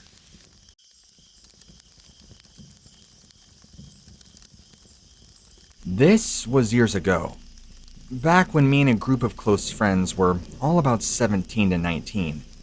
Some of us drove and others did not. To add some quick background, I've never experienced something like this before, and typically did not believe in the paranormal. I haven't experienced anything strange in the woods since, and I've continued to hunt and track and spend time outdoors. I have no explanation for the events that would occur on this night. On an August evening, a group of friends and I were sleeping in a small cabin out in the woods. The cabin was very old and run down, but was the only shelter from the weather. The cabin was actually owned by my best friend's father, who had the place for years and years, but was too lazy to do the proper upkeeping on it. Sure, it did the job, but it desperately needed some much love and TLC. The night started out like any other. We were sitting around the fire and telling stories. I can still remember the feeling of the fire. It was so warm and comforting. I thought nothing of it at the time, though. Anyway, we all go inside shortly thereafter, and around 9 p.m., the group of us went to bed. We were due to go scouting for good spots for deer stands the next day, and really wanted to get a good night of sleep. We were all very tired, so nobody was alarmed at the fact that we all went to sleep at the same time. After all, the drive up here was 3 hours, and I'm sure you know just how taxing long car rides can be mentally. Then, we didn't sleep so peacefully after that. 1 hour later, something had happened. I was awoken by a loud thud coming from the kitchen, followed by a scream. I immediately jumped from my bed and ran toward the kitchen. The rest of the group did the same as we were all awakened and terrified as what was now happening. Whatever this was. My best friend and his father were in the kitchen, and both of them looked like they were terrified, staring wildly out the door. Sometimes, my friend's father would drop early in the morning and crash out in the main room, so it wasn't a surprise to see him here. We all asked both of them what was wrong and why they were screaming. Soon after, we heard the sound of something coming from the roof. All of us in unison turn our attention to the roof, and we can hear something very large walking across the cabin roof. Then, whatever it was, let out this terrifying screech. And I remember the exact sound as it was like a howl screeching, only 10 times louder. The screech was so loud and piercing, it hurt my ears, and I remember I had to cover them with my hands because it was painstaking. The screech was also very deep in pitch and sounded like you took an owl and were choking the life out of it to get that noise. It was horrible. I can remember just looking at my friends and my friend's father, and we all had the same face of terror. Somebody says, "What the hell is that?" While somebody else asked, "Is that a Bigfoot?" Then, the screeching stopped and we heard this loud thud, dropping from the roof, hitting the ground on the side of the cabin. It sounded like whatever weighed about 500 pounds dropped to the ground. It was heavy. But the screech continued on for another minute, and then it was silent. I remember having to force myself to leave the safety of the kitchen and walk out into the main foyer. I remember the cold and the moonlight shining in through the windows of the cabin. I remember the cold feeling in my body. Picture this. Be inside the middle of a horror movie, and just try to imagine how that feels. I think I could speak for all of us when we were overcome with dread and fear.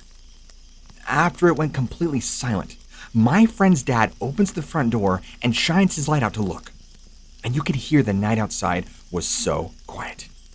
There was no crickets, no noise, no nothing. And keep in mind, this was in late summer. The forest is usually pretty alive at night. Crickets and sounds of nightlife. It was incredibly eerie, and we all had this lingering feeling like something really bad was going to happen. One of our friends, maybe in a moment of craziness or what suggested we all go outside together to find the source of that noise. And when I think most of us screamed at him, "Are you crazy?" I mean, even my friend's dad had a very concerned look on his face. He kept pacing back and forth, just saying, "This isn't good. No, this isn't good." Trying his best to keep us calm and in the cabin. He told us we all need to wait it out until morning, and we're going to have to cancel our hunting trip. Or our deer stand hunting trip, I should say. I don't know if he was more scared than we were, but his reaction was to force us to stay in the cabin until morning light. One of the friends in the group, maybe the craziest of all of us, decided that he was going to bravely go outside and look around in the dark to try and find the source of that noise. Apparently, he was convinced that this was nonsense, and he was going to prove it. He had one of those high-lumen flashlights. I tried. We all tried. We begged him not to go, but he was having none of it. So he frantically runs out the cabin like a madman, thinking he's going to be the Indiana Jones and be a hero and prove to us that it was nothing. Well, less than 5 minutes, he comes running back in the cabin, slamming the door shut, and he's screaming and pale as a ghost. He keeps saying really fast, There's something outside. It's so big and it's walking around. I saw it. And he's pale, more pale than you'll ever get if you're sick. My friend's dad tried to comfort him to the best of his ability and redirect him to one of the small rooms in the cabin to try and further calm him down. We just kept the door locked that night and did our best to sleep, while others thought it would be best to stay up and keep watch. The rest of the night wasn't as eventful, but me, among a couple others who decided to stay up, kept hearing something really big walking around the cabin out in the dark. We were all too terrified to even dare shine our flashlights out there at whatever it was walking around. It honestly reminded me of the film Jeepers Creepers, honestly.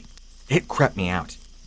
I have no idea how many other friends even managed to get any sleep, but somehow they pulled it off. My friend's dad was among us who stayed up all night and was with me to help keep watch and make sure that we were all safe. Now, as soon as about 5 a.m. hits and it was light enough, we all promptly grab our stuff and without much conversation at all, loaded up our car and off we went. We also woke the ones who were asleep, so don't worry, we didn't leave them behind. But we didn't want to waste any unnecessary time in that cabin more than we had to. This is where things get creepy, as if they aren't already. My friend's dad drove back in his car, and we drove and followed him. He told us that he would meet us all back at their house, since that's where we all met up the day before to load up and go. The 3 hours plus back seemed like a blur of time. Thoughts of the previous night would not stop replaying in my mind. We get back to the house, began unloading our stuff, getting ready to go into our separate vehicles, and so I start asking my friend's dad what he thinks it was. Was it a cougar? A Bigfoot? I mean, honestly, what did we experience last night? He seemed very hesitant to talk about it, but after some more prying, I got him to open up. He began telling us how he's ran into it before and he knows what it is. Then he asks us a very serious question, more serious than I have ever seen him in my life. Have you guys ever heard of a Wendigo? We had not. He explained to us further that it's some cannibalistic spirit that has taken the physical form and will stalk you if it finds you. One time, about 4 or 5 years ago, he was hunting up by the cabin, and he felt like he ventured a little too far to the west, where this thing's territory must have been, and claims that it followed him back to the same cabin where we were staying. It's like it had our scent and was waiting for us to come back to that cabin to show ourselves. Even just typing this out gives me the creeps. I can't stop reliving it. I'm not sure why it never tried to get into the cabin, but who knows? Maybe it would have stayed longer. Maybe it was looking for weak points. We're not sure. Who knows? Maybe is all I could ever ask. Anyway, believe me or not, that's what I experienced.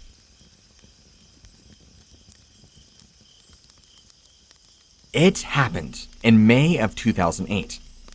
I was camping in the Rocky Mountains of Alberta with my family and friends. There were about 20 of us in total in a place called Banff National Park.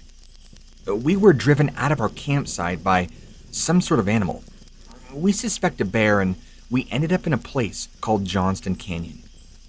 This was in the middle of the night and there was a windstorm going on.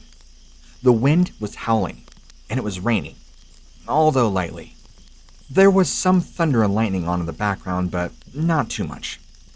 My friend and I were sharing a tent, and at about 3 o'clock in the morning, we hear a noise that sounded like something walking around outside the tent. My friend told me to turn on my headlamp, so I did. I shone the light out of the tent, and I saw something moving around with the corner of my eye. I quickly turned my headlamp on it, and it startled and scared the living daylights out of me. It, whatever it was about 8 feet tall, covered from head to toe in long, black, matted, nasty hair.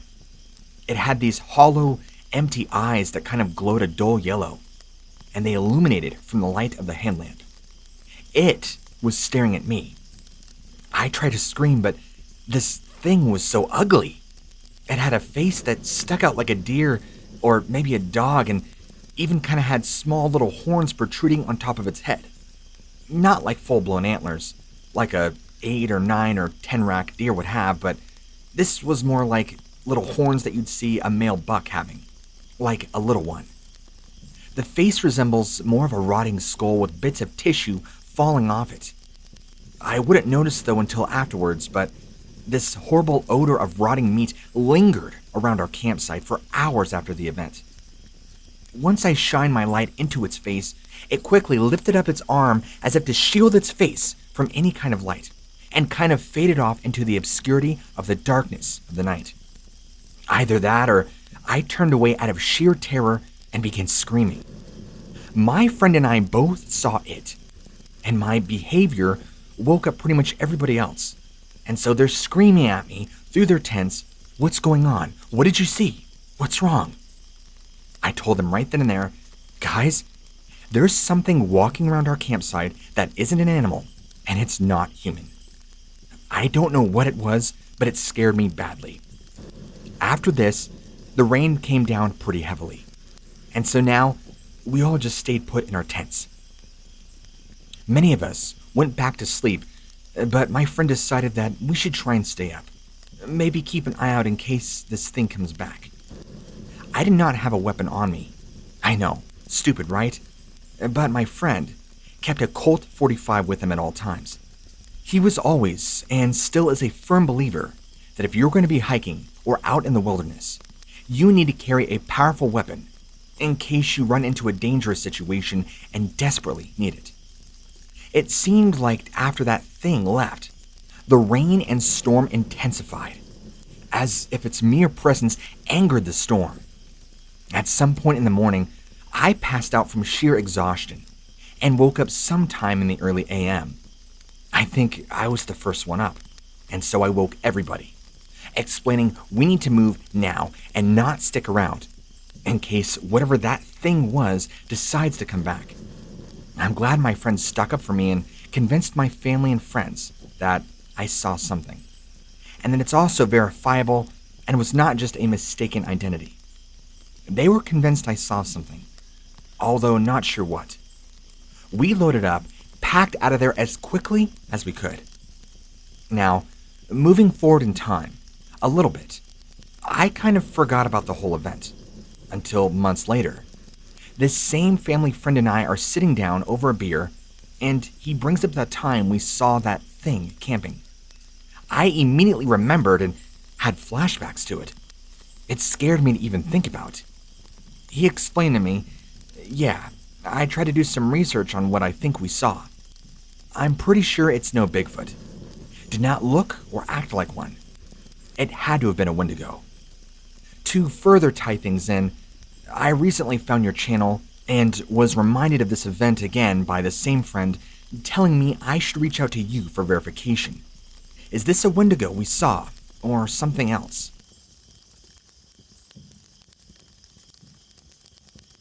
Me and my brother were hunting back in the foothills of Ohio when we found ourselves in a rather large, small cave. Driven by curiosity, we were no seasoned spelunkers, nor did we have the proper equipment to safely explore deeper. But we didn't care. We were young, on a thrill ride mission. So, let me explain to you how the cave looked. We were on a steep incline down a bunch of rocks, down to this cave opening, which was very large, but kind of bled into a smaller tunnel, which is why I say it was a small, large cave. It had a strange smell emanating from the cave, and the further down we got, the more terror we could sense. As we neared the bottom of this steep incline, my brother points to me and says, "Look at this." And to my horror, all along the bottom, where there were no rocks and it was flat, there were dead birds, like everywhere, all in varying states of decay. Some freshly dead, some completely rotted and skeletal, while others were in the process somewhere in between of rotting. You can just imagine the smell was just lovely. As we're trying to put together the pieces, why are there so many dead birds down here? It doesn't look like anything killed them. It looks like they just fell out of the sky and died here. We get this really bad feeling, like something is watching us from inside this cave. We should not continue onward. So we immediately turn around and start making our way back up. And as we do, the feeling does not lessen. It gets stronger and stronger. And so now we're moving faster and faster. And we get up the incline and we don't dare look back until we get well out of the opening or the mouth of the cave. We get back up to the top of this incline and we both sense something dangerous is down there. We can both know it. We both feel it. And we're spooked. We're experienced outdoorsmen and woodsmen, so we know our way around. We're not amateurs. But we felt and know something was watching us. We should have never went down there. We turn around to look back into the cave. And as we do, this enormous, hulking shadow appears in the opening. We both say to each other at the same time, "What the hell is that?" As we watched in amazement, this humanoid shadow seemed to stretch and grow, its arms and head reaching out. Then it stops. It stands still at the opening, its body still hidden in the darkness. It's completely motionless and silent. We feel its body watching us. Then it starts to make a sound. It's a haunting, long, deep howl. It's guttural and coarse, and it carries deep into the air. It's a low moaning growl like a wild animal would make, and it gets louder and louder until it's louder than our own voices, just like we were talking. It's so loud now that it's echoing off the mountainside, bouncing across the hills. It's the most terrifying howl I've ever heard. It's like a wailing howl of pure desperation and hunger. There's something about it that's just so compelling and so very wrong. I can't even begin to describe how it sounded. It's something you have to hear for yourself. As it's echoing out this horrendous howl, me and my brother don't need any more time to decide that we need to get as far away from here as humanly possible. Let's just say we cut our day short, and we still talk about that day even now. It was hands down the scariest thing I've ever dealt with while in the thick of the woods.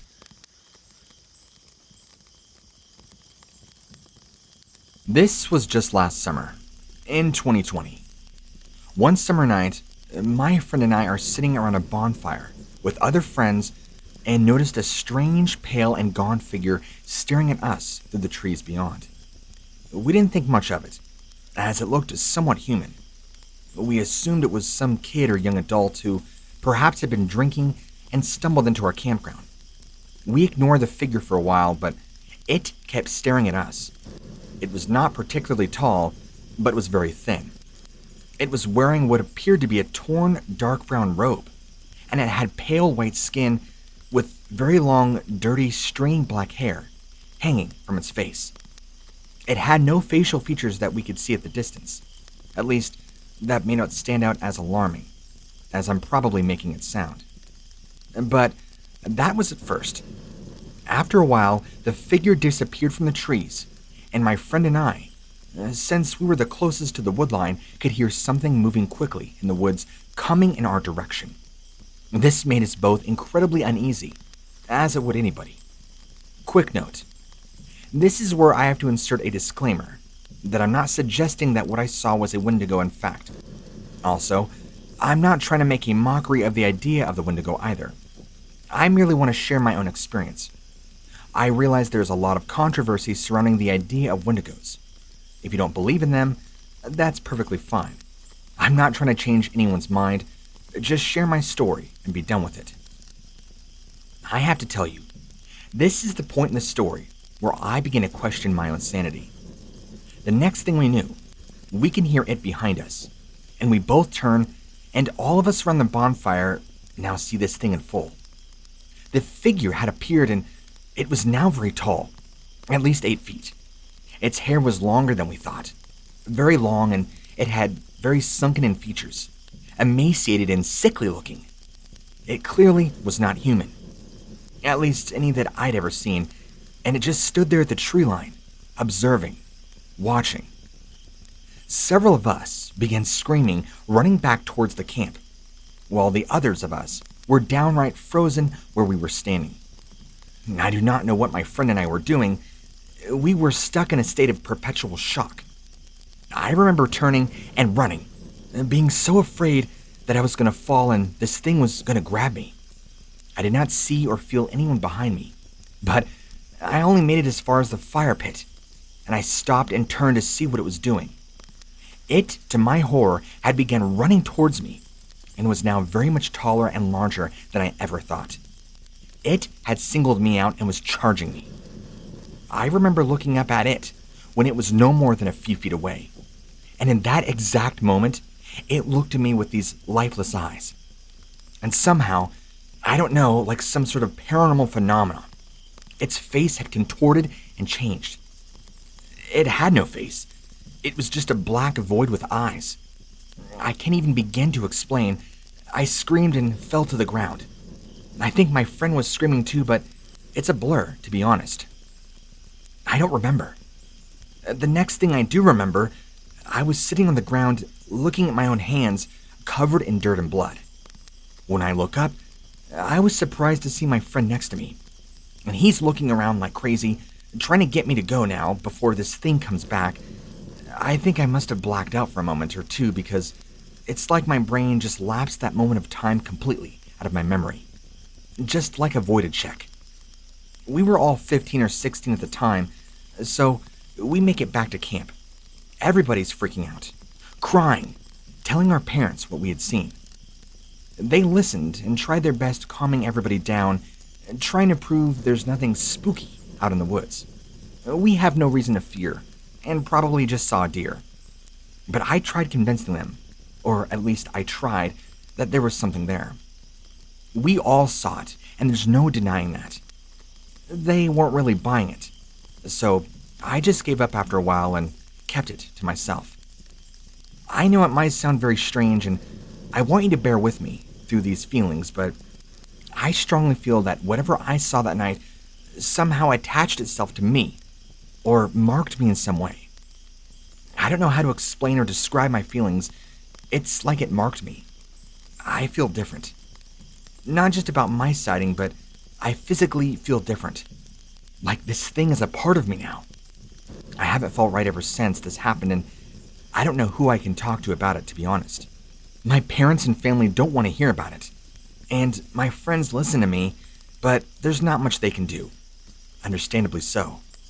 What do you think happened? Can you provide me with some answers? Thank you. I've learned that most kids learn their lesson after they get a slap on the wrist 1 or 2 times.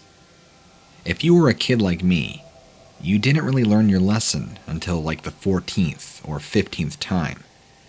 Now, my little brother was the exact opposite. If he had done something wrong, and he was corrected, he straightened up by the time that the second came around. He was that kid that most parents dreamed of. The opposite of me, and it was bad enough that I was good at getting in trouble. But my brother's good behavior showed me up even more. So, it really stood out to me when he started to become more like me. It's not that he turned bad in any capacity, but it's more like he just began getting an itch that he could not scratch. Entertaining at first, the way he suddenly wouldn't share with other kids. Then, he graduated to taking things from other kids. I thought that my brother was becoming a bully, but he never quite got to that. It was like he got this itch. I started to manifest as him eating more, like a lot more. There were times that I couldn't get seconds. My brother's transformation brought frustration to everybody. My parents were upset to see him turning into this person he wasn't. Then, the most disturbing part, his appearance began to change. My parents said that he began to look like an addict. I didn't quite understand what that meant. There were a few lines on his face that shouldn't have been on the face of a child. Discoloration, the kind you associate with restlessness, stress. We used to be able to look into those same eyes and see great kindness. We began seeing nothing but frustration, as if some urgent need couldn't be met. Nobody really knew what to make of this transformation. I was probably the least concerned, though. I was just glad that there was another bad kid in the house, and not everything was pinned on big old mean brother. It was a discovery that I made one night that truly changed how I felt. I woke up in the middle of the night, needing to use the bathroom. Nothing out of the ordinary. In order to get to the bathroom, I had to walk down the hallway, past my parents' room and my little brother's room. It was when I walked past that I felt this terrible draft. It was this piercing, icy cold, as if there was an open window directly behind that closed door. For a brief moment, I even saw my breath in front of my face. On the way back to my bed, I paused in front of my brother's room. Then I didn't feel a thing. Whatever had happened, it was done and gone. Over the course of several weeks, this happened again, and I had to wake up in the middle of the night. I passed by his door and got a blast of cold air. One of those same times, I felt I decided I was going to look inside. I decided that I would be quiet and just make sure that his window was shut, and that was all. What I saw when I opened the door made me freeze inside, as well as out. Something was perched on the head of my little brother's bed. It had very long legs and long arms, and it was as folded up as it could be, like it was trying to perch like a vulture with folded wings. It had this emaciated shape, as if whatever it was hadn't eaten in weeks. The moonlight picked out just enough details of the head to see that it was indeed a skull, an animal skull of some kind, with antlers sprouting from its head and the points looking sharp enough to be meat hooks. Then, a heavy, cold vapor tumbled like a waterfall from its mouth. My little brother opened his eyes, and he tilted his head upward toward me and smiled, holding that pose for several unnaturally long seconds. Then he sat up and smiled at me in a very exaggerated fashion, the way a child might if they feel somebody has been looking at them too long, or the way a clown might. Wide open eyes, bare teeth, open mouth, holding that pose and face for as long as I stood there.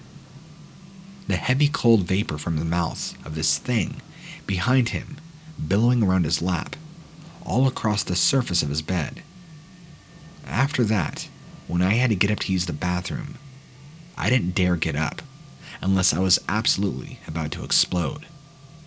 And when I was, I rushed by my brother's bedroom door for fear that it might explode open, and I would see him sitting in bed with that same horrible face, looking at me, waiting for his door to open. Eventually, I stopped feeling that draft next to his door. Eventually, he went back to being normal, that my parents knew at least. Eventually, there was no longer a bad kid under our roof for me to relate to even a little bit. I guess whatever possession, whatever demon that thing was, ultimately didn't find what it was looking for. Why it let him go and stop possessing him is far beyond me. Now, whether it truly was a demon and he needed an exorcism, I don't know. I don't really believe in the paranormal or anything of that nature, but I can't deny what I saw and how it changed my little brother.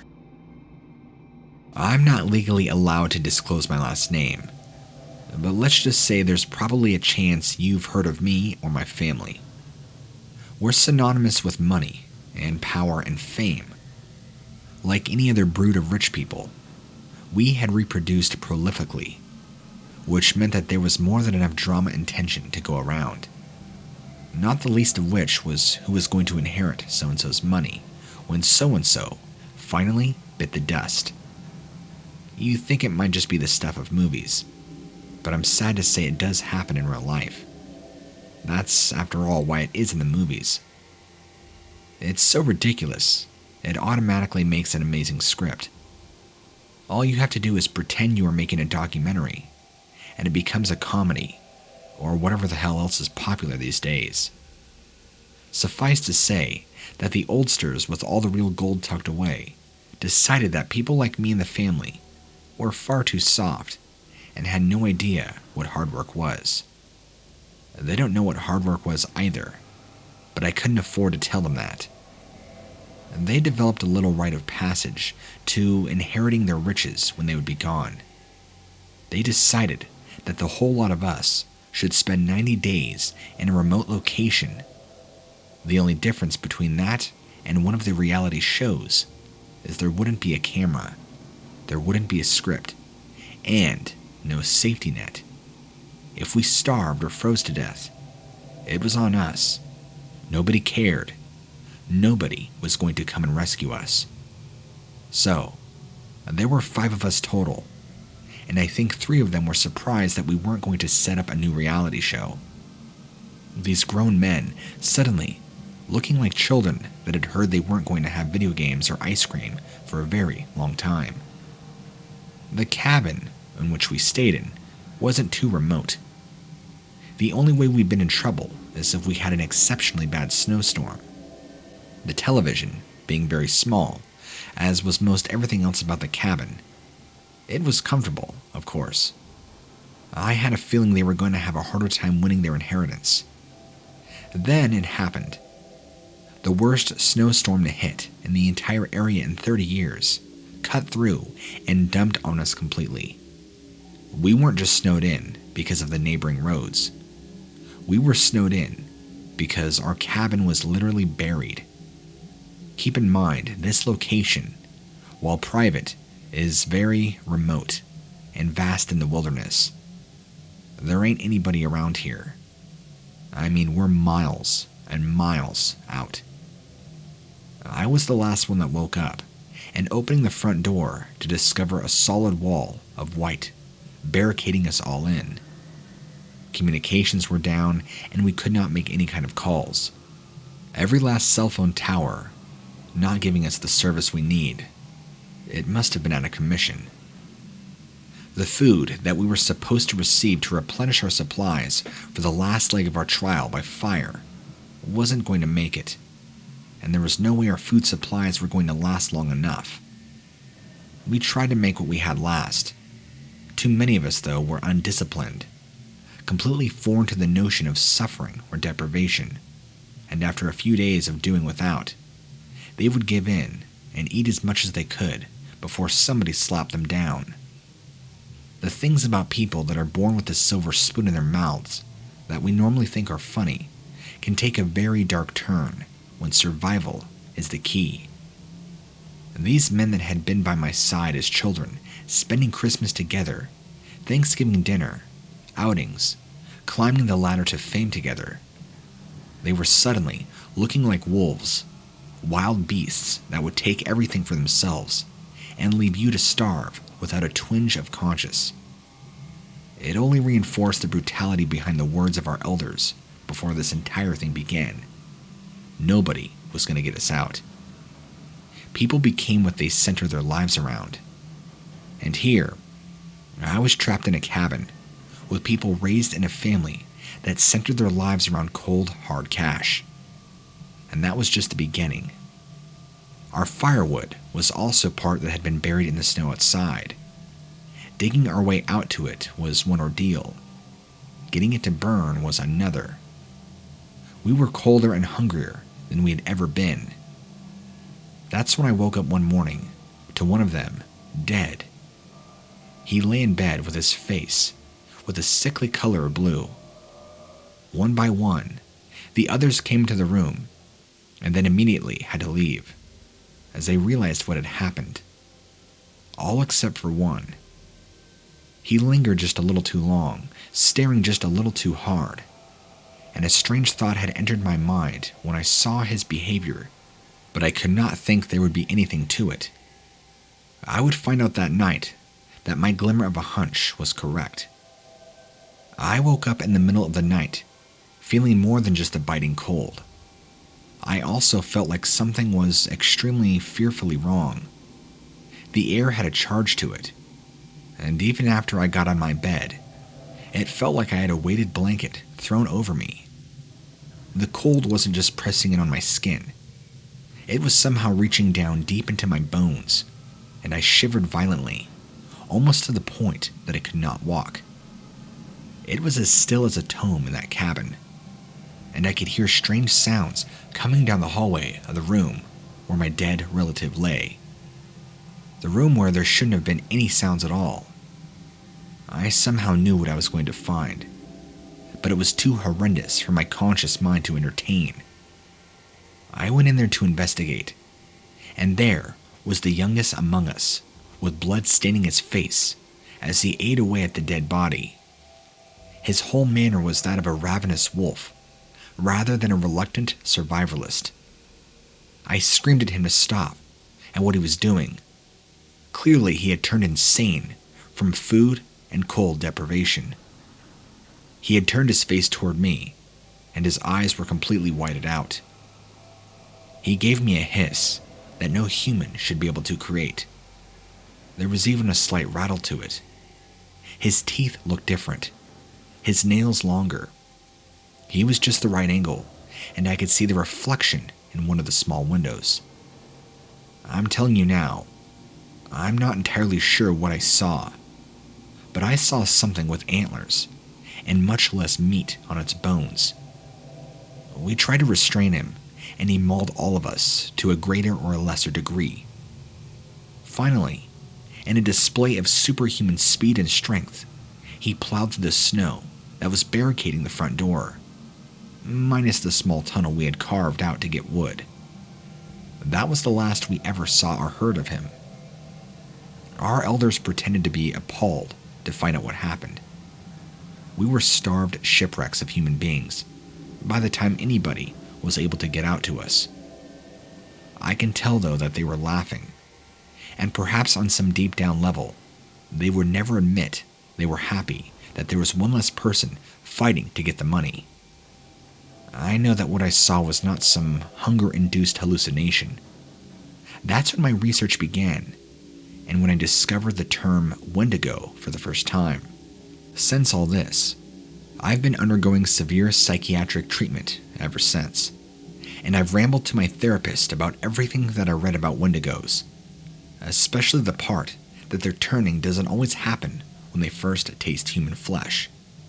Sometimes, it begins far before with intense greed, selfishness, especially when it's to the point that it's destructive towards others, including themselves. Not surprisingly, though, nobody takes me seriously. I'm just another rich brat that got bitten too hard by the real world and is having trouble coping.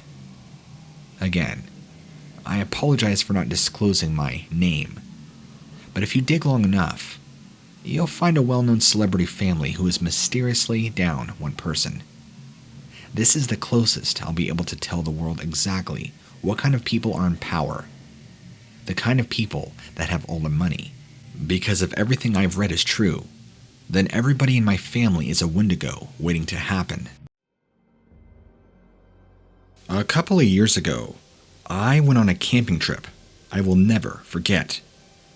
I don't think of myself as remotely superstitious or intuitive, but, on looking back, I definitely felt a vibe when I arrived at this site. I just didn't recognize it at the time. The rangers, and even just the dude who was checking people in, all appeared on edge. I didn't think much of it. There could have been some sort of office politics going on. Nothing at all to do with this site. It wasn't till later on, when I saw a family asking one of the rangers just why there were so many of them, that I wasn't starting to get a whiff that maybe something was up. The ranger appeared to be really uncomfortable and spouted some BS about there being some special training going on. Still, I didn't consider it BS until I overheard another dude asking a different ranger why there were so many personnel around, including some cops, who I had not even noticed till then. And this ranger said there had been reports of a mama bear, and that campers were needing to be extra vigilant. I ain't no expert in the law, but I don't think cops usually deal with bears. Still, I was supposed to be there to relax and unwind for a bit. I had no intention of wandering off into the middle of nowhere with bears around, so I thought I'd be okay if I just stayed around the site. Some of the others didn't seem to think so, and I saw quite a few campers, especially those with kitties, pack up and leave. Can't say I blame them. Despite there only being a handful of tents left on the site now, there was still a ton of rangers, and it seemed to be even more cops had appeared by this point. I began to think maybe there was more to this. Just maybe, there was some sort of madman or escaped perpetrator on the loose in the woods. That would make more sense. And I must admit, that thought alone put me more on edge than ever. Mama bears protect their cubs, and a madman could rush into camp and just kill anyone. At some point in the night, I needed to relieve myself.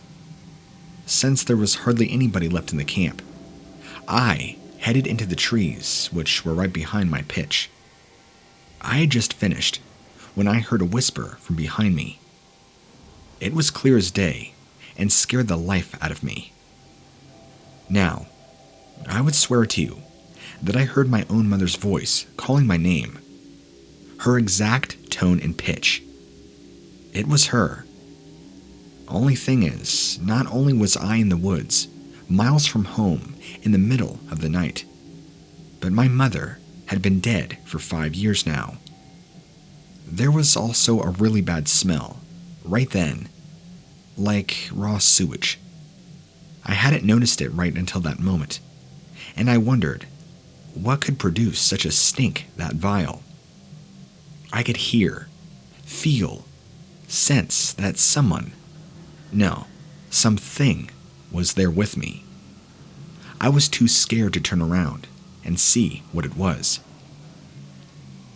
I stood there, still facing the tree I just watered for what seemed like an eternity, but was likely only a few moments. I heard crunching, and I swear, almost a high-pitched giggle, but thank God it sounded like it was moving away. That was then quickly followed by a whole bunch of shouting, a scream, and several gunshots. That was enough to unfreeze me, and I ran back to my tent, wishing I had more than some flimsy fabric to protect me. There wasn't any more noise, and I woke the next morning to find the rangers telling everybody that there had been an incident in the woods with a bear overnight, and that everybody should all pack up and leave, and we'd all be refunded, etc.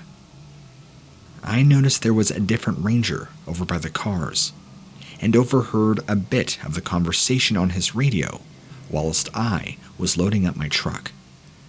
Something about his colleague being in a hospital, an attack in the woods. It had been shot, but just carried on, and to bring back up that night. The guy seemed too flustered to notice I was even eavesdropping, and then I heard the word that made my stomach drop. Wendigo. I jumped in my truck and got out of there. I scanned papers, internet, news reports, for days after, but there was nothing. It just makes you wonder.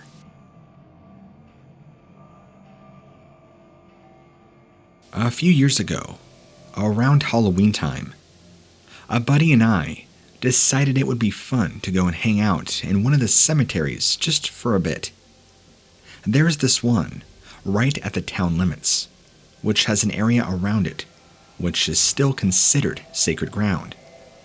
But it is believed to be an ancient native burial ground, rather than part of the more modern cemetery. Out of respect, and I would say even fear, people tend to stay clear of there. I think we all seen what happens when you don't in movies, like Poltergeist. Anyway, we were going through a kind of goth stage, I guess, where graveyards were cool, and with it being close to Halloween, we thought we were being rebels. We'd been hanging out down there for weeks, never doing much, and none of this trying to break into mausoleums or anything. It was just somewhere to hang, uninterrupted. We had never even seen another person whilst we were there. So that evening, when we heard some shuffling and crunching noises over from the far side of the cemetery, right by the old sacred ground. At first, we supposed it must just be some sort of animal nosing about. It was dark anyway, and most of the area was totally covered in shadow. We couldn't really see anything over there. Just heard this animal-like noise. Then, my buddy looks at me, eyes wide, and jumps up. "What's up?" I asked him, and he was all like, "Dude, you seriously can't hear that?" "What, the animal noises?" I asked him, feeling a bit confused as to why he's freaking out over what was likely a deer, or maybe a woodchuck. "Nah, man, I can hear voices. Lots of voices. And they're calling our names." At first, I think he's just messing with me. I haven't heard nothing like that. But I had known this guy since kindergarten, and he has never pulled a stunt like that before. And then, we saw something very distinctly moving to the very edge of the old ground, and stand right on the start of the newer cemetery. We still could not see it properly, and it was mainly in shadow, but we knew it was not an animal. The outline was person-sized, although they seemed to be hunched over, and way too gaunt and thin. Suddenly, I remembered I had a flashlight, and shone it over in the direction of the thing. I wish I hadn't. It was awful. Hideous. Like part man, part skeleton, with red glowing eyes, and an almost dog-like face, but huge antlers, just like deer have. The bottom half of it was hairy, and seemed to even have legs like that of a deer. And then the top half was almost all bone, and bits of floppy hanging skin.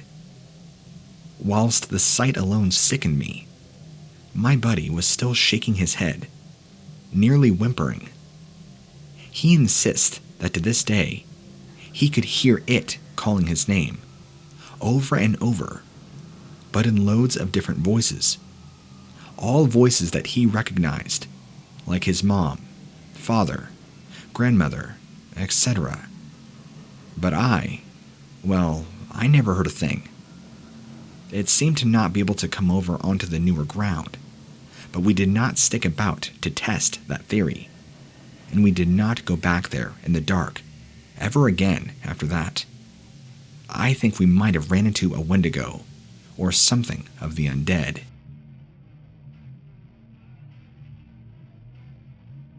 I need to get this off my chest. Maybe if I talk about it, it might help stop some of the nightmares. I was driving back home from work one evening, and I had decided to take a shortcut back through the woods, as it made the journey a good 15 minutes or so quicker, and I was already super tired. I will always regret that decision. I work in a store at the mall, and we had a huge delivery that needed sorting before we could leave, which meant I was 2 hours late. So it was dark by the time I was heading home. Yet, for some unknown reason, I still thought saving 15 minutes would be worth driving through the spooky woods. You have to go careful that you don't hit deer or anything, the way it cuts out of the long circuit down the highway. You have to be very careful. And when I first saw the creature on the side of the road, I thought for sure it was a deer. I made sure I had my headlamps on full beam, and kept my speed really low, just in case it got spooked and tried to run out. It looked like it was eating as it bent over, and I could see its head was on the floor. Something about it just did not look right, but I put that down to the fact that it was dark, and lights were possibly causing this animal to look distorted. It wasn't until I was almost next to it, and it raised its head up and looked at me, that I knew something was really wrong with it.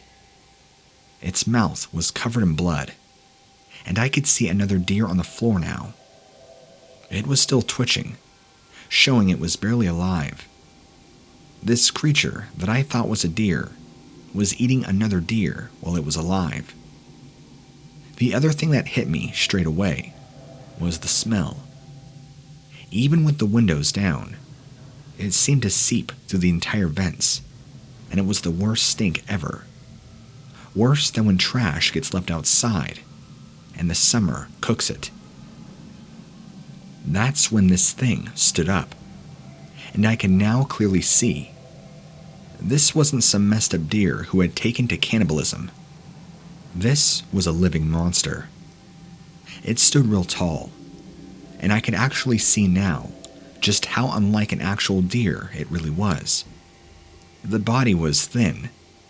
Bits of bone were visible, and what looked to be rotting flesh on part of it.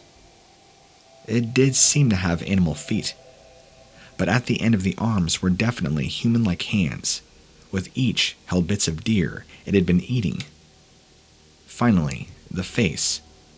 Well, that is hard to explain, as it was neither deer or human, but appeared to be an odd mixture of both, finished off with antlers. I could say hand on heart that I have never been so scared, and that includes the time security informed us there was a man with a gun. Then, it did something which made it even worse. With that messed up face all covered in blood, it looked right at me through the car and grinned. Its mouth even seemed to stretch. I hit the gas and was off. At that point, I wasn't even thinking about being careful. I would have rather taken my chance hitting a tree than stay another second near that thing. I did not sleep at all that night.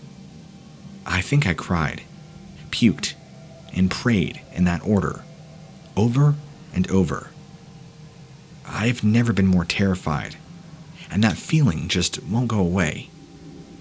What was that thing? This thing looked like it came from the depths of hell. When I was feeling a little braver, I Googled it, and the term Wendigo kept coming up. Is this what I saw? It's really messed me up, and I hardly sleep. I've had to change all my shifts so I don't come home in the dark, and I will never go that way through those woods. Not after that.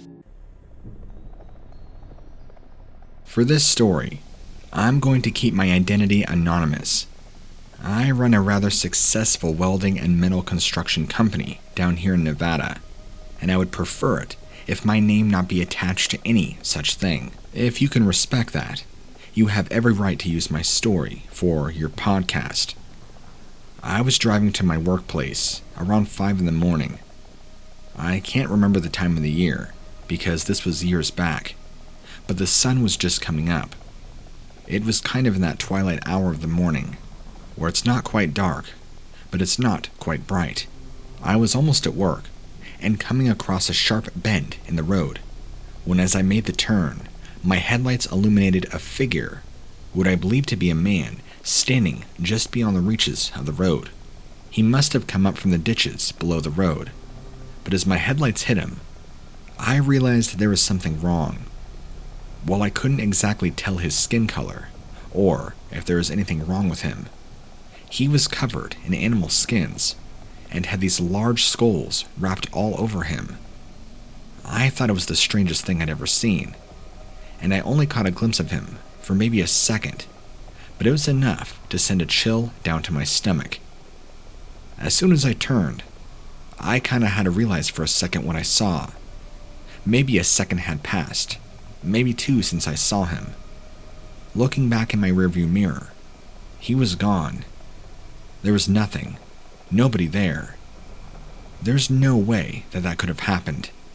There's nowhere for him to drop down and run without me having full view of him anywhere. I remember saying to myself, "What? What happened?"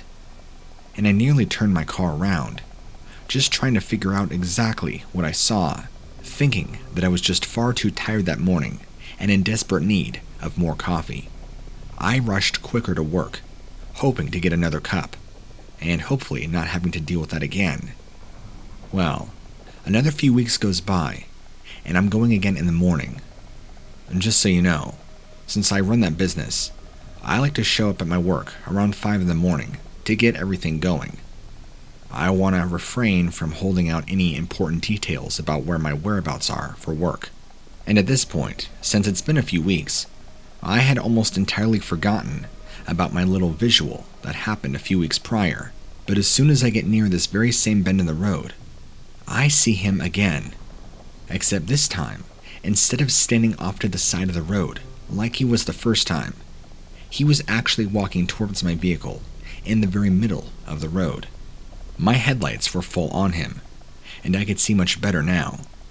He was in the exact same uniform or animal skins he had last time, and although I couldn't see his face, and he had what appeared to be human skulls draped around his body, which was disturbing enough, his eyes and face were kind of covered, although I could faintly see a red glow coming from where his eyes were.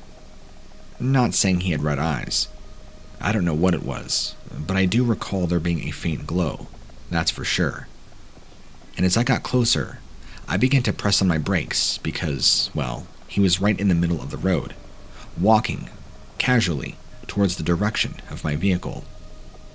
I nearly halted on my brakes and rolled out my window, getting ready to scream at him, yell, "What are you doing? Why are you walking by yourself out here at 5 in the morning?" But before I can do that, before I can even come to a full stop with my vehicle, in one solid fluid motion, this man dropped down to all fours, like it was natural, and ran off with a speed unlike anything I have ever seen.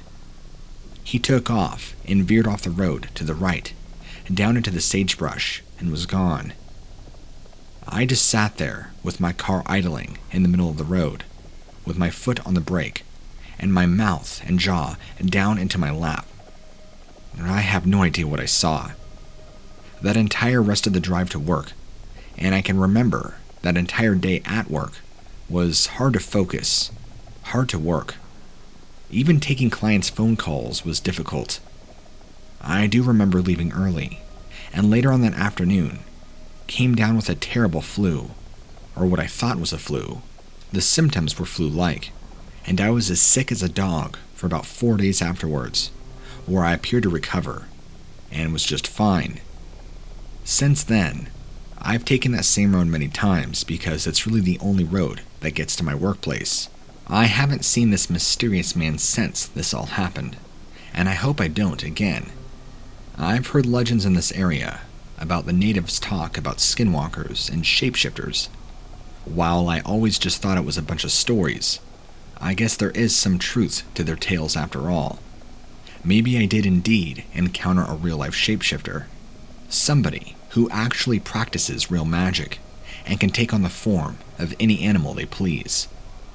While this man didn't take on the form of an animal, the way they quickly dropped to all fours and ran off seemed so natural, just like that of an animal that normally is four-legged and quick. No human can naturally go that fast on 4 legs. Something was going on.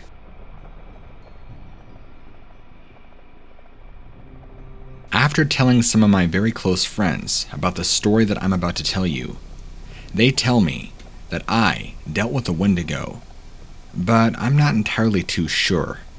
So, I thought I would message somebody like you, who appears to be an expert on the subject. After all, with how many episodes of encounters and stories you have, I'm sure your knowledge is worth something. My first experience with a Wendigo was when me and my family lived in our old house. I lived in this same house from the ages of 12 to 19 before I went off to college. And I want to say the very first time, I think I was 14, and it was a very, very cold winter this year. That much I do definitely remember. I had woken up early in the morning hours of the night to go to the bathroom, which, at the time, the bathroom was right next to my bedroom, whereas my parents' room was on the opposite end of the house. Very convenient for being a teenager, loud music, having privacy, etc. And for me, having my own personal bathroom, while it was still a family bathroom, but having it be right next to my bedroom was a luxurious convenience. So, after going pee, going back and laying down to bed, sometimes I have a hard time settling back into sleep, and I can be rather restless. I wouldn't be surprised if I had a little bit of insomnia, which I still think I battle to this day. But as I was trying to get nestled back into sleep, I began hearing a familiar voice, calling my name. Except there was one major thing that was wrong. It was coming from outside. The voice that was familiar was my aunt. My dad's side of the family lives on the opposite side of the country, and we don't see them much. But my mother's side, her sister, my aunt, I am very close with, even now to this day. She comes over often, and we usually go and do a lot of family stuff. And I knew there was something about it, that I knew it wasn't her. I kept hearing her voice, calling my name, calling me to come outside, and to follow her. Except the only problem is her voice sounded wrong. It sounded not right. And there was also a blizzard. At the time, we probably had at least 2 or 3 foot of snow already, and it was snowing even more. Like I said, it was a rough winter. And this was only one of the many storms we got that winter. I figured there was no way my aunt would be outside at 1:30 a.m. in the morning while a blizzard was going on. Not to mention the weird noises along with her voice. The whole thing really creeped me out. But I chalked it up to my imagination and tossed and turned and tried to ignore it the best I could. But after maybe 10-12 minutes of this voice calling my name, it began to sound closer, and then changed from my aunt's voice to my mother's voice, calling me to come outside. That's when I was even more curious. I shot up out of bed, looked out my window, and for the first time, I was able to pinpoint a shape or a figure to the voice. Standing up back by the tree was this tall, lanky figure that looked nothing like my mother. And because it was dark out, and the bare reflection of the snow, I couldn't see any details of the face or body or anything that would accurately tell me what it was I was looking at. I immediately got the creeps, and every hair on my body and head stood up out of fear. I ran back in bed, with it still calling my name, but whatever it was never came closer to the house. Soon after, I must have fallen asleep. The next morning, I heard nothing, felt nothing, and that was that for the time being. Then, this happened again, later on. I was a sophomore in high school at this point, so probably 15, 16, I want to say. Maybe it was 2 winters later, and we had another bad winter. After the very first incident, I made no mention of this to my parents because part of me assumed it was just a bad dream, or that I had maybe just heard noises out of my own sleeplessness. But this second account confirmed to me that there was indeed something. This time it was much earlier in the night. I was staying up late, maybe about 10:30 at the time, playing video games, when I heard my father's voice outside calling me, much farther away than where the first time I heard the voices come from, which was out back by the tree in our backyard. Immediately, I was brought back to the very first account that I had, and disturbing as it was, because I had already said goodnight to my father about 45 minutes prior, so I knew him and my mother were in bed together sleeping. There's no way my father could be outside my bedroom. I jumped up again after pausing my game, looking out, and due to it being snowy, not as snow as much as last time, but still snowy and cold, and no reason why my father would be out here at 10:30 at night, in the snow at the very far end of my backyard. I looked but didn't see anything else this time. That alone creeped me out. So I ignored it once again, put my headphones on, put on some music, and continued playing video games. That's when, about 45 minutes after that, I began hearing tapping on my window and hearing my father call for me from a distance. I ignored it, although I was completely terrified and shaking, not knowing what I should do. Who should I call out to? I threw my controller down, ran into my parents' bedroom, waking both of them up abruptly and telling them, "I'm hearing voices coming from outside our window, and they sound like you, Dad." He immediately got up, runs outside to the back door, turns on the light, and looks around. There's nobody. No signs of anybody being around. He goes and checks my bedroom, opens my blinds, and sees nothing. That's when he tells me, "Am I sure that what I heard was what I heard?" And I agree. Then I just decide to turn in early, and he tells me to keep an eye out. Well, since then, I've had other little incidents here and there, or coming home from school, or taking out the trash. I'm pretty sure I can hear my voice being called again, by either my mom or my dad, but those two times were the most standout ones to me, while every other time, which by the way happened quite often, were just little ones here and there, that I learned to ignore. And this happened all the way up until I left for college at 19. So this begs the question, did I encounter and deal with firsthand a Wendigo? Or was this a Skinwalker? I'm not exactly sure, but it was something, and most definitely not my parents or my immediate family. When I was a boy, I wasn't just an avid collector of all things Native American. I was also an avid hunter of all things native. I would much rather find an arrowhead on the ground than buy an arrowhead on display at a fair. And if I could find anything bigger than an arrowhead, all the better. Nobody was as excited as I was when I told that my class was going to be visiting a mound in Nevada that was reportedly to be one of the oldest and biggest Native American sacred sites. It was only an hour away from us, so I wondered how all this time I hadn't known such a place even existed. The guide himself was a native, and he repeatedly emphasized the need for us to be respectful of the site and to not take anything we find. He wouldn't say why we couldn't take anything with us, but he said it so often that some of the kids were beginning to roll their eyes. The visit went well, up until I found what had to have been the biggest and most ornate arrowhead I had ever seen. I even questioned if it was real, but it was. Someone, at some point in time, had just taken the time to lovingly craft it and tool it with all kinds of intricate designs. It was a lot at first sight. I mean, I couldn't just let that lay there. One of my classmates saw me putting it in my knapsack. He was looking me over, and he told me if I let him keep it until we saw each other in class, he wouldn't tell anybody. I was thoroughly blackmailed. I handed over the artifact. He reassured me that he was going to make good of his word. So, I began counting down the hours until I would get it back.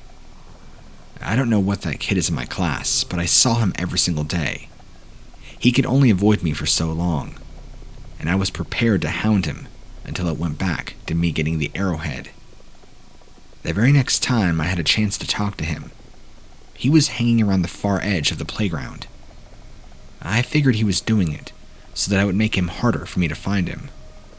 Well, I can remember that he must have thought that I was incredibly stupid, because I went right up to him, asked him for it, and at first, he gave me a look like he was playing dumb. And then I realized he wasn't acting. He wasn't looking at me. He was looking through me. I even snapped my fingers by his face, and noticed a bloody wound coming from his gray shirt. Then I could smell this terrible smell. Blood. A scream began to form in my throat, but I couldn't release it. I was frozen. I can't even begin to describe the feeling. I don't know how I couldn't have.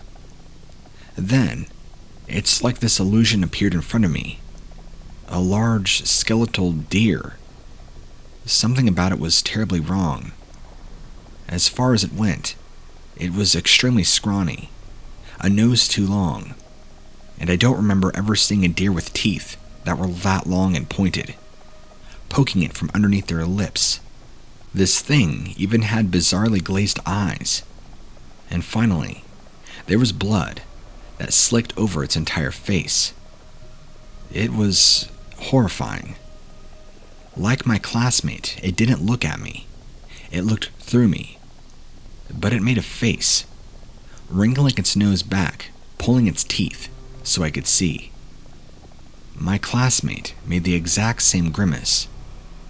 I probably would have been a corpse if it hadn't been for a couple of teachers that came around to the back looking for both me and him. Both of them turned to look, and that's when both of them took off running at the exact same speed over the fence into the woods. My classmate running just as fast as the deer, which should have not been physically possible.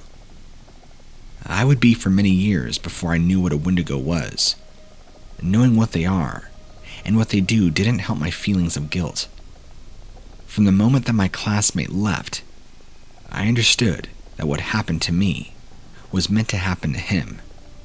If I had been the one to hold on to that thing, it would have possessed me. I guess I had disrespected that sacred burial ground by taking something that was meant to be laid to rest. And something, a spirit of the ancients, had followed us off that sacred site. I had no desire to switch places, but I still felt bad for what happened. I don't even exactly know. For a short span of time after, things only went from bad to worse. And at that point, I'm not sure if the things that I experienced were my stressed out imagination, or were punishment from this thing that didn't want to diminish the experience. I felt like I kept seeing either the deer creature or my classmate out of the corner of my eyes, and this occurred daily. I'm more inclined to think that was my own mind playing tricks, but still. It was still a consequence of me disobeying directions.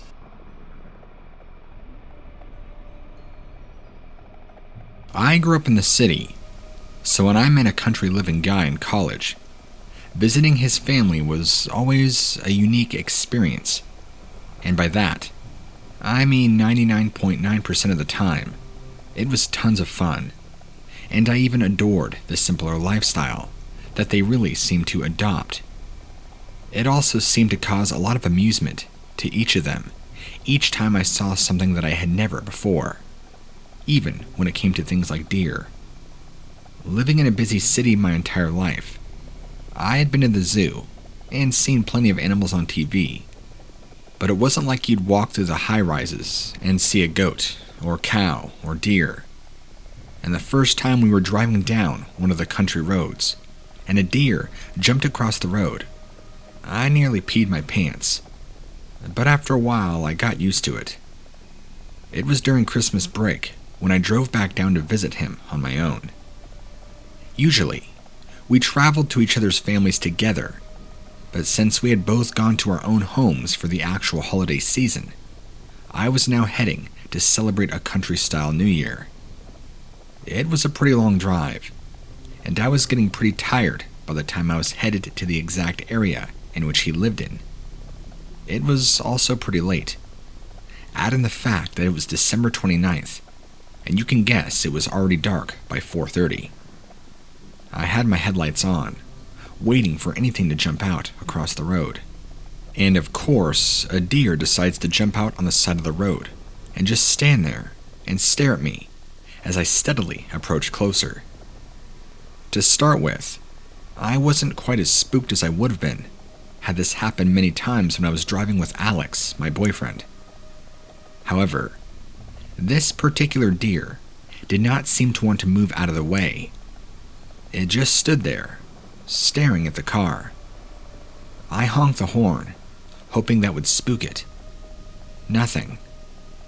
Then it did something which almost caused me to crash into the trees. It stood up on two legs. Not like it was rearing up in a fight, like a cat or dog when they're begging for a treat. This thing looked like it was naturally supposed to be standing on 2 feet. Its body changed from 4 legs to 2. I also noticed that as I'd gotten closer, how wrong it looked. And not just the fact that it was standing up like nothing should, but it looked sickly and bony and scrawny. Just as I honestly thought I was about to run over it, it ran on those 2 legs and shot through the trees on the other side. I was still shaking when I got home. His mom sat me down, and I told her what I'd seen. As I was repeating the story, I kept thinking she was going to think I was crazy. But she looked at me seriously and asked me if I looked into its eyes. To start with, I couldn't even remember, and she looked really worried. But then, as I was trying to recall what its eyes even looked like, I couldn't, and I was certain that I hadn't seen them. She seemed relieved. Then, my boyfriend Alex told me that he thought, or they thought, I had encountered what they call a skinwalker, a sort of Native American magical person who could shapeshift into animals. If you lock eyes with them, they can mimic you, take control of your thoughts and emotions. That scared me for weeks afterwards, and I had actually looked into its eyes and been made to forget. But nothing bad seemed to happen. It was one of the scariest moments of my life, and my only encounter with what I know to be a skinwalker. That's my horror story. My girlfriend and I were sharing scary stories the other night. You know, the kind of thing you do when you're fairly new together and you want to impress one another. So far, she had thought all my tales of the possessed black cat who followed me on my paper route and the supply at school, where you would swear you could hear the ghostly moans, were just too cute and funny. So, I challenged her to tell me a true story from her childhood, something I could verify with a family member, and she told me this. When she was about 9 years old, she used to get woken in the night by her mom calling her name from outside her window. Her mom was, of course, asleep down the hall, with 2 other rooms and 2 closed doors in between. She had a little sister, but only a baby at the time, and therefore unable to mimic their mother's voice. Every night she awoke and heard the voice call her name 2 or 3 times, sounding exactly like her mom. Everybody thought they were either nightmares, night terrors, or she was just hearing things. So, one night, her mom slept in the room with her to see if that helped. That night, she still awoke to the sound of her mom's voice, coming from outside. This time, her mother was in the room, sound asleep. She crept over and woke her mom up, and her mom clearly heard her own voice, coming from outside, calling my girlfriend's name. Her mom crept over to the window and said she could just about make out a shape of something standing off in the distance. It was too dark, but could make out the shape of a deformed, skinny human that ran away in a very animalistic way. Whatever it was obviously didn't like being seen after that, and never came back. I wholeheartedly believe my girlfriend. She was shaking and practically in tears reliving this experience. I guess there are such things as true scary stories. In a grand oversight of zoning and construction laws, my cousin and her family lived right outside of a landfill, one of the older ones that remained a mountain range of mostly uncovered refuse. We were just kids at the time, and my cousin being poorly supervised. So, when I went to go stay with her, she and I could go mostly wherever we wanted and do whatever it is we wanted, as long as we were out of her parents' hair when they were trying to do a drug deal. They were fine. I'm sure that already speaks volumes about her home life. But no, I wasn't old enough to understand what they were doing at the time. I just thought they had a lot of friends that liked to visit throughout the day. That landfill was strangely still. It's the most fun that I've ever had. There were things that were utterly disgusting and unsanitary and dangerous, but there were plenty of fascinating things as well. No shortage of toys that people turned out into the trash. I have no idea how I never contracted any sort of salmonella or disease. One day, we decided to go as far as we could into the landfill. We imagined what we would discover. Maybe something like a hidden fairy tale world if we explored long enough, since that's what seemed to happen in all the cartoons. Well, we did find something. There was a peculiar sight, ringed very closely by steep mountains of garbage. Slabs of stone all around the edge of the clearing, as if a local monument craftsman had decided to throw away their inventory of marble and granite. When we stood in the center of the clearing and looked around, I suddenly remember becoming very sleepy. I looked at my cousin, who had a very puzzled and confused look on her face, as her own eyelids were drooping. There was something like a large wooden ammunition crate at the center of the clearing. I fought to keep my eyes open, and a glimpse of the lid of the crate opening. That was the last thing I could remember seeing before collapsing on the ground.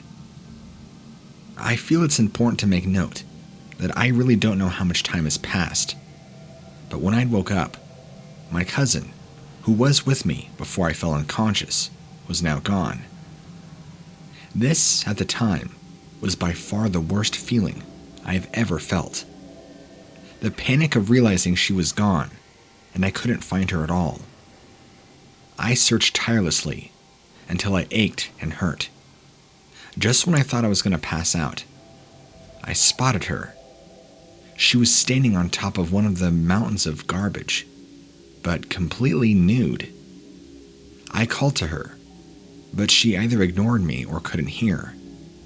She ran off to the opposite side, and I chased after her, crying. She led me back to that same clearing. Before my eyes, she slipped into the crate, and I ran over and lifted the lid, which, by the way, was hard, because it was very, very heavy. I looked inside, and my heart, I can very vividly remember this, sank to my stomach. When I looked inside, there appeared to be no bottom. There was only exposed earth. My cousin was nowhere to be found. I was sure that this had to be some kind of nightmare, so I clambered inside, shaking my arms and legs. Don't know what kind of tunnel this would be. I have no idea what this was or what I was about to get myself into. All I know is that this was like some sort of trap door that led into a deep tunnel under the earth. Keep in mind, this was pretty dangerous, even for a kid. I had no lights or really anything to direct me, but I was determined to find my cousin, no matter what.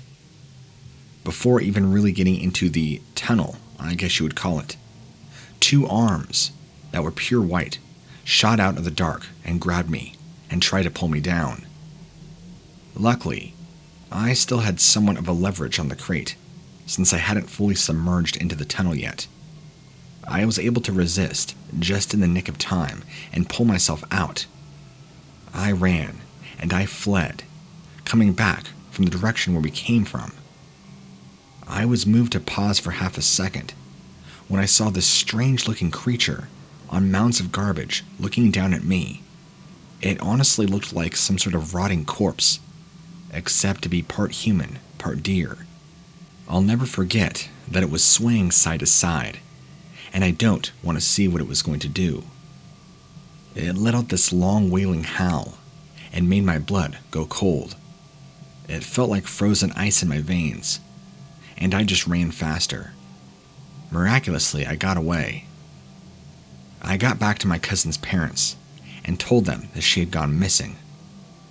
They just told me that she would come back eventually, shrugging their shoulders like it was no big deal. I think that was the closest I ever came to dying on the spot, or so that's what it felt like. When my parents came to pick me up, I blurted out what happened, being only a child. They, fortunately for them, were a little more action-oriented than the other parents were, actually caring. It's no surprise that the police were called and a search was quickly launched. The junkyard was combed through thoroughly, and police say they couldn't find any body of my cousin, and they looked inside the perimeters of the matched description of the crate. Her parents were arrested and charged with negligence, among other drug charges and many other things. My parents were cleared, since they didn't know anything that was going on.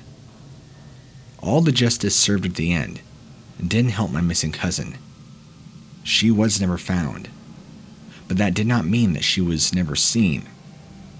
Here's where it gets weird. Going forward in time, she began to come to me frequently in my dreams. I wrote them off as stress-induced nightmares, until I would dream that she was climbing into bed with me and biting me violently. I'd wake up with bite marks on my body. They weren't the marks left by a child. They resembled more of a wild animal. Those mornings I would wake up, feeling especially hungry. Also, once in a great while, I would hear a howling that was so distant and yet so chilling. I'd look around and see that same skeletal deer figure for just a split second, and it would always disappear. Sometimes it was behind brush, other times a tree, other times on a rooftop, and like always, gone. It was real. It must have not forgotten about me, even though I've tried to forget about it. Maybe my cousin told it about me. I don't know anymore. Look, these aren't distant memories because I still see my cousin and that same creature, or demon, or entity, whatever this thing is. I'm in my 30s now, and I have children of my own, and I still have nights where I wake up with bite marks. My cousin comes to me in the shape of a child, just the way she was before she disappeared that day. Now it doesn't happen much often anymore. It's like they just show up to remind me they haven't forgotten about me, as if I could ever forget myself. So far, they have not yet touched my wife or my children, and I was afraid of having anybody else in my life for a very long time. Then, I met my wife, and the apparitions still only bothered me. So that gave me the courage I needed to fall in love, have a family. As long as it remains my curse, I can deal, mostly for the time being. As far as what entity is stalking me and what it's trying to do, I don't know. My plan is just to bear through it and see where I get.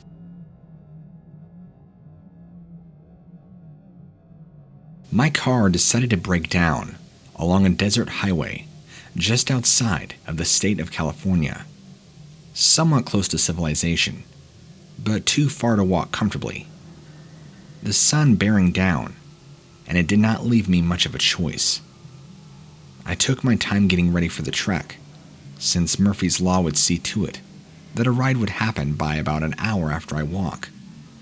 Well, no vehicle came by at all, and I walked for at least 2. I was smart enough, though, to take a drink with me, soda, and it didn't do much for my thirst, since sugar dehydrates you only more. I remember I was starting to swoon in the heat when I finally heard the sound of a motor coming behind me. I tried to wave the vehicle down, and it was an old beaten-up sedan. I managed to talk to the driver, and they agreed to give me a lift. I attempted to make small talk, but the driver, well, he wasn't much for talking. He didn't look to be in much better shape than I was. Granted, I was already sweaty, and I smelt like death. He, however, smelt worse, like a mortician's assistant that never showered. I was so drawn to him, examining him and his person. It took me a while to notice that he was missing all the chances to get off the road and head into civilization. I asked him what he was doing and where he was going, but he just flat out ignored me, wouldn't answer, kept staring straight ahead, as if he were merely deaf. We then came to an especially desolate stretch of desert road, veering off at a sharp 90-degree angle, and began driving out across the hard earth into the middle of nowhere, literally. My heart was sinking, and I had a feeling that I was about to die. I was about to be the victim in one of those horror movies where they're picked up by some wacko, taken, skinned alive, who knows what else. I was carrying a piece with me though, but I wasn't going to pull it on him in a moving vehicle. That would have killed us both. I was now in survival mode, but the strange drowsiness started to steal me. I wondered if maybe the exhaust fumes were getting into the cab. The air was off, but I struggled to suddenly stay awake. That's when the car skidded to a halt, creating a giant plume of dust. The flash, the driver was on me, snapping his teeth at me. I held him off with both hands, realizing that if I didn't, he was going to try and kill me. He was trying to keep himself up and clawing at me at the same time. I also had the two-headed task of both keeping him off my face and reaching into my pocket for my piece. Fortunate for me, I was able to pull out my piece in time, and that's when his entire form and face began to change and contort. It's like he became less human, his eyes more glazy and white, his face even somewhat changing shape.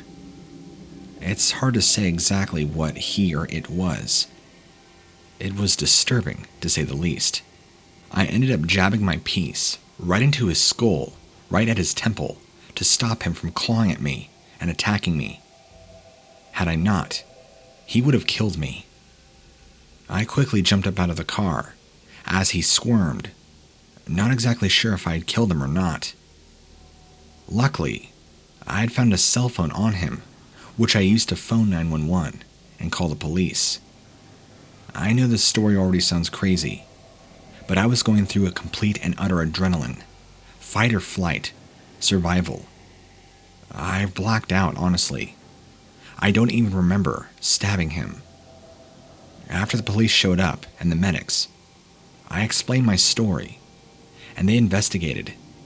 They found out there was something wrong about the man. Apparently, due to a recent report, this man had been dead for over a week, and actually showed me the obituary where he died about 8 days prior.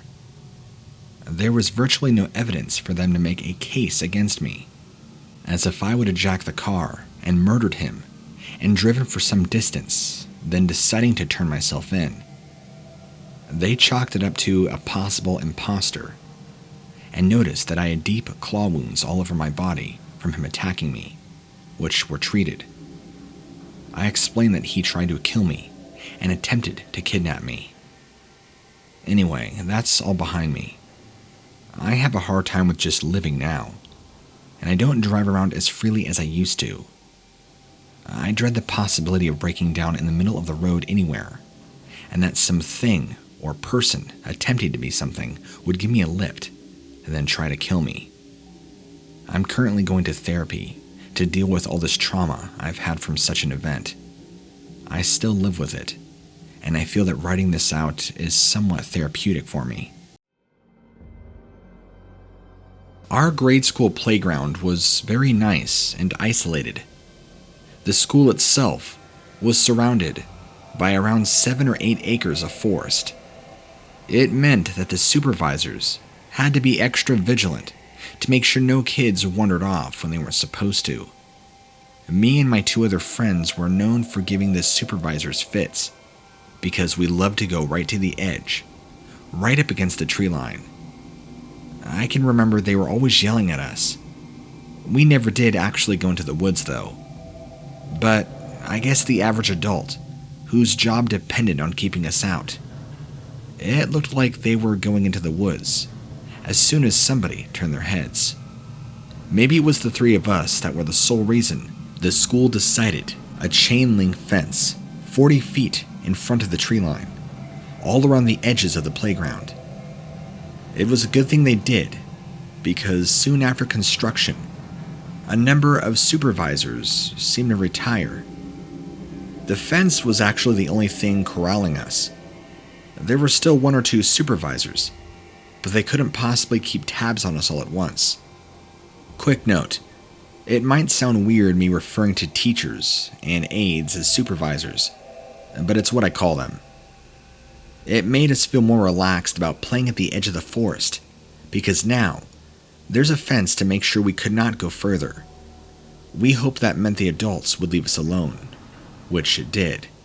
One recess, like any other. We were the only 3 in the back 40 of the playground. We were just being ourselves when a very strange, very unpleasant feeling came over us. I looked at my other friends, and their expressions announced that they were feeling the same thing. I wondered if it was something my parents had mentioned. I didn't understand how it worked. Food poisoning. But apparently, there's a chance that anything you ate could make you sick. And somehow, I knew that the strange shape on the other side of the fence was what was making all 3 of us feel funny. What I saw, it looked like a deer trying to be a person.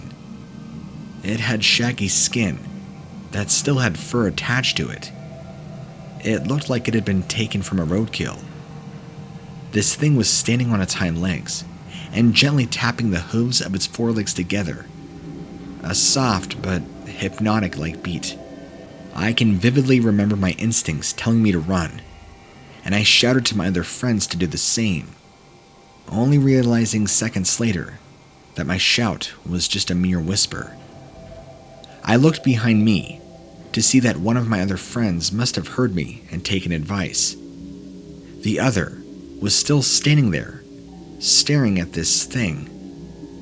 I tried to yell back to him to follow us, but again, I had trouble raising my voice. We had gotten back to the school where most of the kids played in the basketball court, and even though we had just eaten and had full stomachs, both of us felt very hungry and tired all of a sudden, as if the entire energy had been sucked out of us. It's like we had just spent a whole 15-16 hours awake, instantly. The notion actually occurred to me to go inside and ask if we could have a second lunch. I was going to voice my idea. When it was time to line up, we let one of the supervisors know that our friend was still at the edge of the playground. That was the first time I'd ever seen one of the supervisors flee. They ran down there quickly, and they didn't come back for a while. It turned out that our friend had gone missing, which I didn't understand how that could happen.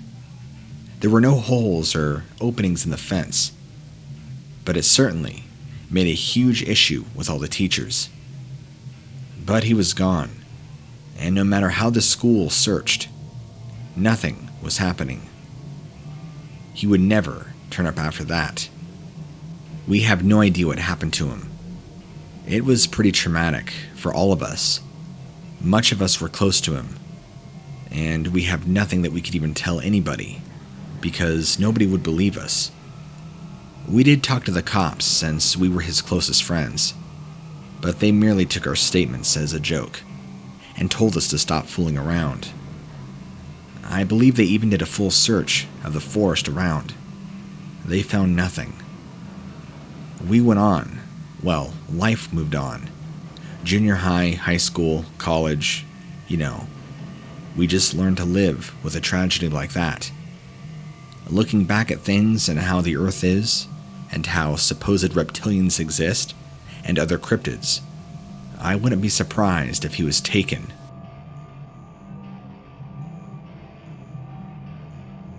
My brother and some of his buddies were out hunting one time when they saw something they swear wasn't right. They claimed it was supernatural or something. They'd been hunting deer and had found some exciting tracks that they wanted to follow, although they couldn't quite make out what the footprints were. There were 3 of them, all fairly experienced hunters in their own right. As they followed these tracks, They noticed that these were not only animal tracks, but bipedal humanoid tracks. Thinking that they were hot on Bigfoot's trail, that's when they started to smell a really funky smell. And they were used to finding remains of animals out in the woods, victims of other hunters who hadn't cleared up their mess. But this smell they described to me was far worse. It was like death and rot, and all the worst things in the world that could have gone off at once. The one described it as garbage, like sitting out in the hot sun. One of his friends suggested they head back. No animal was worth this. They all kind of assumed at this point this was for sure Bigfoot. But my brother insisted that he wanted to kill himself at Bigfoot. He said he felt drawn to it, like it was pulling him. They heard some rustling ahead as the stench intensified. They drew back into the cover of some bushes as to not be seen and spooked. Then they saw this thing in person. The first thing he said they noticed was that this thing stood up tall, extremely tall. It did indeed had feet similar to a deer, with little cloven hooves at the end of its arms, where hands should have been, which would explain the tracks they were following. Even though this thing seemed to shapeshift almost, what they thought they were following was a Bigfoot, was indeed something else entirely. This wasn't a buck, nor was it a Bigfoot. It looked like some sort of weird mutation between the two. Its body, while looking humanoid, had a very different head and face. It almost seemed to even have small little spikes, kind of like antlers. All of them completely frozen, not exactly sure what they were seeing. My brother shot a bullet, and they all took off running, as it charged them like a barreling grizzly bear. They still have no idea what exactly it was and what they saw. My brother's only real regret was running away, and not staying to kill this thing and see it through.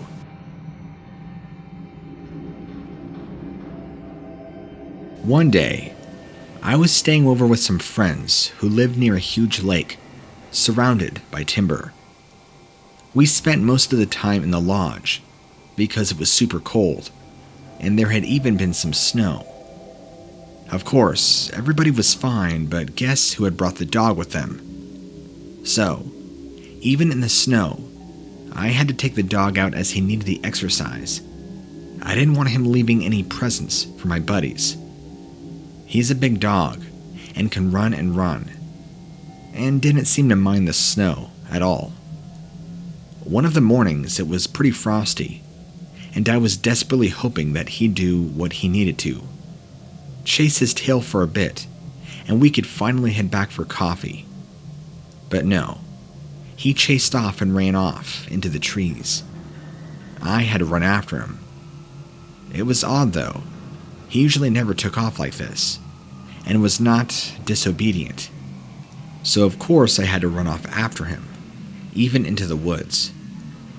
I had saw him, but a smell had nearly knocked me backwards.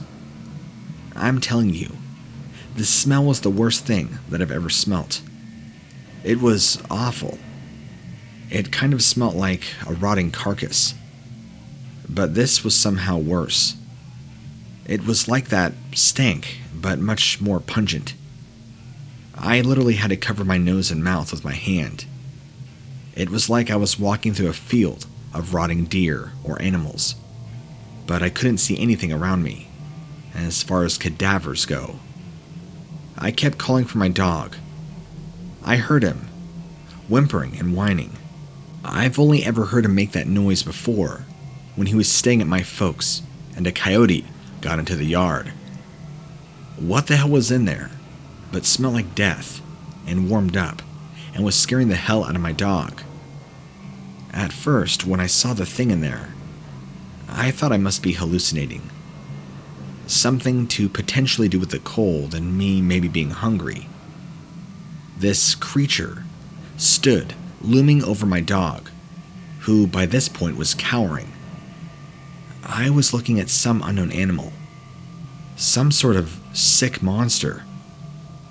Its body was tall and skeletal. It even appeared to have bits of flesh hanging from it. It was large, and its legs bent back and hunched over. The head looked like a mix of skull and wolf and even deer. It even appeared to have horns on its head, just like a buck would. In fact, it easily looked like it could have been a 4 or 5 pointer. But the smell and rot was so bad, I actually kind of vomited in my mouth and my eyes began watering. Then, all of a sudden in that moment, my cell phone started to ring. The silence was broken, and this thing looked up at me with the most evil, intense expression I've ever seen. My dog immediately took off running as fast as it could, back towards my direction, out the other end of the woods. This thing very slowly began lumbering towards me. It was like it was on stilts and had a very hard time moving in general. I took this as an opportunity to run as fast as I could. Luckily, somehow, my dog was not only far ahead of me, but heading back towards the house. I happily chased after him and made my way back into the house after about a 5-minute sprint through the snow. I never once turned around during that pursuit to see if this thing was anywhere close to me, and I never take my dog out in that side of the area ever again. In fact, after that, even though I've gone back to visit, I will never take my dog back, and I personally will never go back to that area of the woods. Do you want to know what one of the most scariest things that can ever happen to you is? Hearing your name being called when the person whose voice you can hear is nowhere around you, possibly even miles away. That was what happened to me this one time, and I have never been so terrified. It all happened while I was staying at my best friend's house. My aunt, who now lived up in Vancouver, was sick, so my mom and dad had flown up to spend time with her and help her recover. We kinda made it into an adventure, partly, to take my mind off my aunt and the fact that my parents were hundreds of miles away from me. I was not a little kid, but we all miss our parents. Still, my friend's parents were cool, and there were a lot of kids from our middle school in their block. So, after homework and dinner, we'd head off to the golf course behind the houses and play manhunt. We were allowed to stay out pretty late, until it got dark, at least, and those games, they lasted for ages. It sure helped me forget about stuff. It was so much fun. One evening, I had found an amazing hiding spot, about as close to the fence on the golf course as I could manage, squeezing myself into a ball and feeling pretty good about not being found for quite some time. Then I heard a noise. Now, when you're playing manhunt with a bunch of over middle schoolers, hearing your name being called is not exactly unusual. It did sound like it was one of the girls, which I did think was a bit odd, but it was Ben's turn to hide.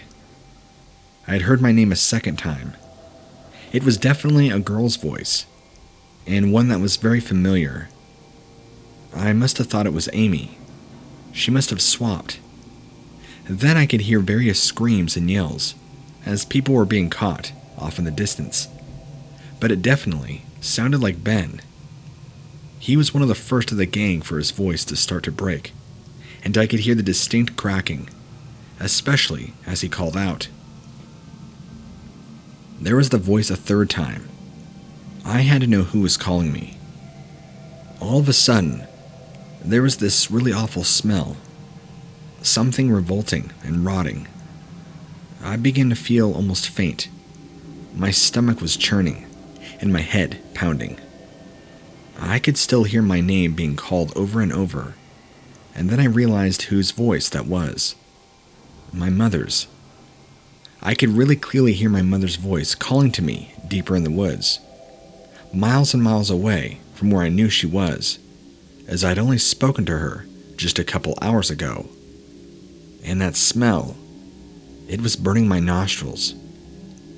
The next thing I remembered was my friends looking down at me, concerned looks all across all their faces. My buddy Will resting his arm on me. Once they'd gotten home, I told Will and his parents what had happened. They just looked at each other as I explained.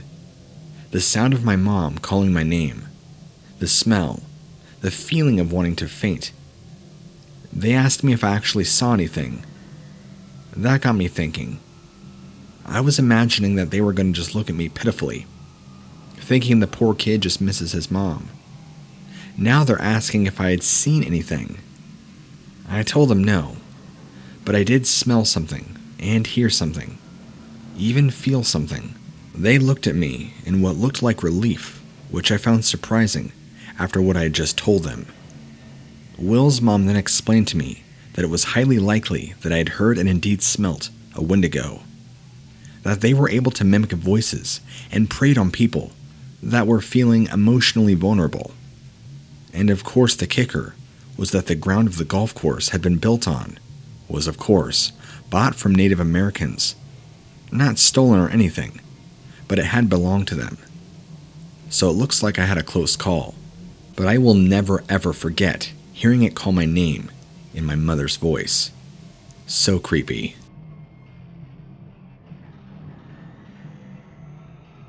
Back in the 80s, I had an amazing job in the local video store. It was virtually every high schooler's dream, and I got all the cool kids coming in and asking to rent the R-rated videos while I was on my shift. I won't even tell you how many dates I got from promising copies of Night of the Living Dead for parties. For some reason, the owner thought we should stay open extra late during the summer months, as if people would suddenly decide at midnight that they needed to watch the latest chiller. This also meant by that time I locked up. It was often closer to 12:30, and the roads were usually always deserted.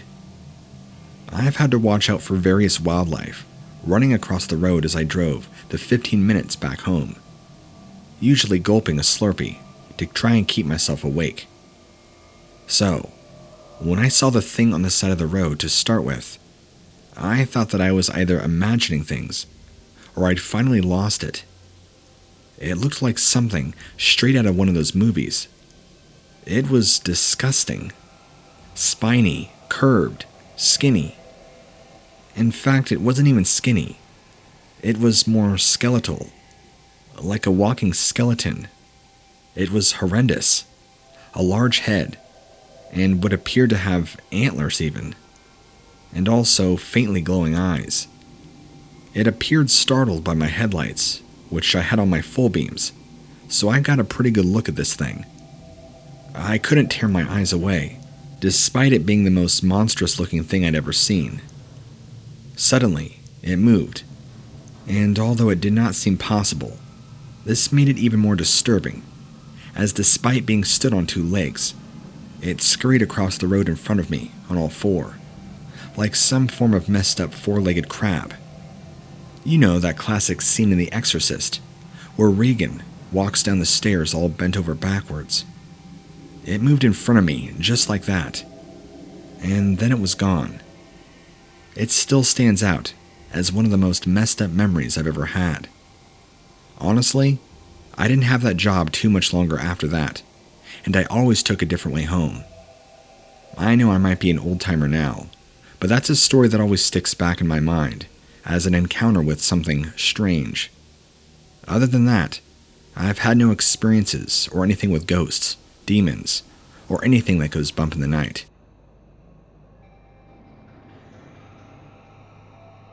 When I was 14, my parents made me go to summer camp. I pissed and moaned the whole way, as I would be the oldest kid there, save for the counselors. I felt embarrassed. I'd love to tell you that I was wrong, that I grew as a person that summer, or fell in love with somebody, or had my first kiss. But that's all BS. I had an awful time and hated every second of it. I don't know at all that pent-up anger helped, what happened the night before they sent me home, or whether it was pure coincidence. But it was the single most terrifying thing I have ever experienced in my life. Being the oldest there, I should have some sort of privileges, some kudos or having some sort of activity so many times. I mean, after all, I felt I was old enough that I could practically run the camp myself.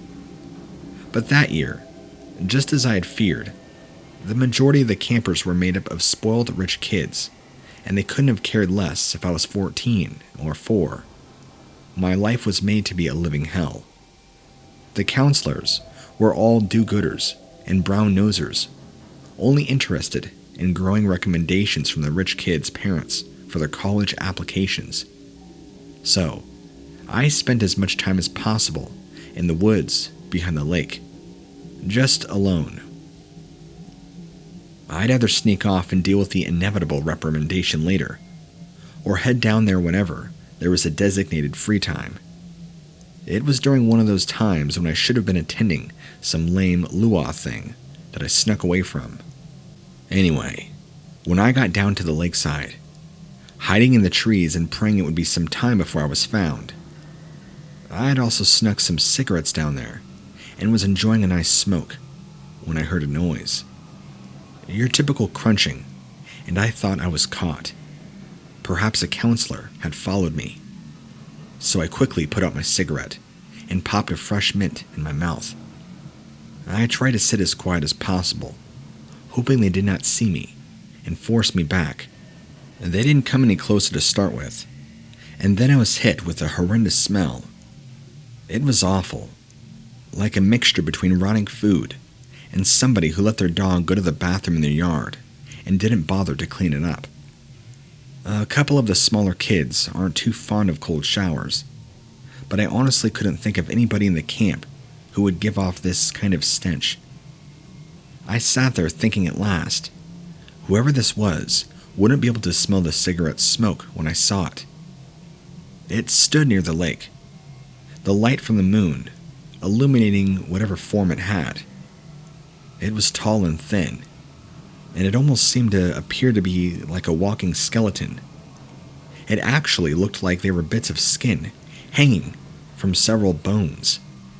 Despite being very tall, it was hunched over, like its spine was bent or curved somehow. It had a head. Well, the best I can describe would be like the head or skull anyway, of a deer or an elk, with huge antlers. It didn't have any eyes that I can make out, just these deep black sockets. Its mouth appeared to be slightly open, but I couldn't tell if it was full of teeth. I imagined it was, though. It looked in my direction, the smell enhancing as it closed in on me. It didn't make a sound itself, just the crunching of the leaves as it walked towards me. Somehow, I pulled myself together, and I ran, as fast as I possibly could, back to camp, straight into the middle of the luau, in the arms of the head counselor, and then I just screamed and screamed. They eventually managed to carry me to the sick, and called the doctor and my mom. The doctor arrived and gave me something to make me sleep, and my mom drove down to get me in the morning. I didn't even tell them what had happened, apparently. They'd taken one look at me, and known something bad had occurred, and that I needed to go. When I told my mother, after we were safely home, miles and miles away from that camp, she told me off for sneaking away, and said it was most likely that I had seen an emaciated deer. Yeah, right. As if. I never forgot that image or that smell. It's been burned into my memory forever. And wouldn't you know, just a few years later, when I was feeling brave, I did a little digging out of curiosity. That camp was built on an old territory. And you know what? One of the ancient evil creatures from their traditions is the Wendigo. You do the math. Building things on Native American territory seems to not work out too well. Of course, this is all just speculative, but isn't it quite a coincidence that I had my experience?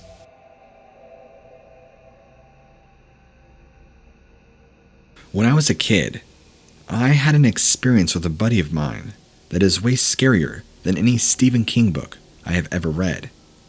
In fact, it still sends shivers down my spine to this day, and I have become a regular churchgoer in hope that my belief in God will help protect me from ever seeing anything like it ever again. My buddy lived on the reservation, but went to the community junior high with me.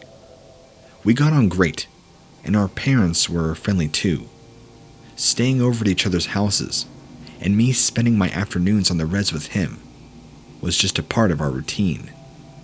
The res itself was pretty small, but the land surrounding was vast. There were certain parts where there were uncertainties as to who exactly owned the land, and we were told to stay far away. That was really our only rule, and we always kept to it. Until that fateful day when we broke the only real rule we'd ever been given. I can try to justify it best I can. You see, his parents didn't have a whole lot of money, and when he'd received the catcher's mitt, bat, and ball for his birthday, he couldn't wait for us to try him out.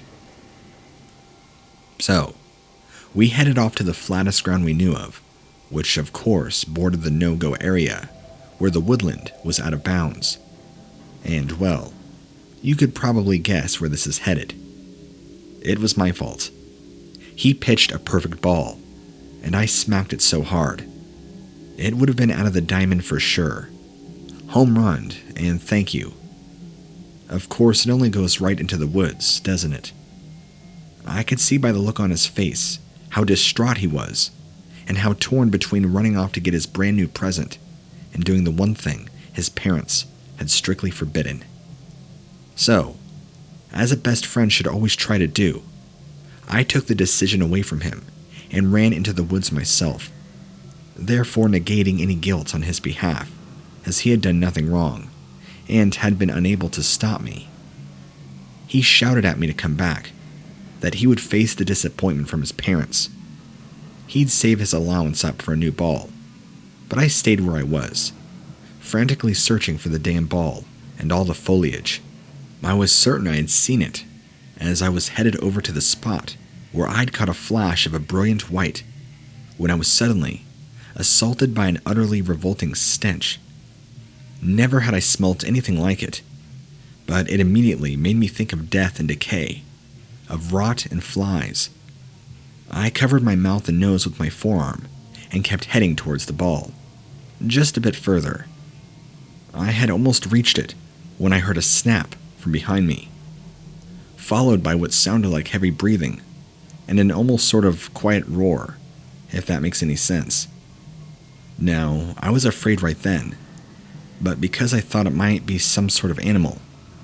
Maybe there were bears or wolves in the woods, and that was why we weren't supposed to come in here. Carefully turning around to see what kind of horrendous lion or something. When you're in a state of fear, your imagination runs wild when you're a kid. I was seeing what was awaiting me, but when I turned around, this wasn't an animal. It was not a person either. My friend heard me scream and ran as close to the edge of the boundary as he dared, screaming back to me to run. For just a moment, though, my feet didn't comply, despite every inch of me knowing I had to leave right there and then, or I would actually die. Of that there was no question. The thing in front of me was death incarnate, a two-legged creature with the skeletal body of a man, yet the head and antlers of a buck. Its eyes were a dull yellow, and seemed to be at the time 8 feet tall, if not larger.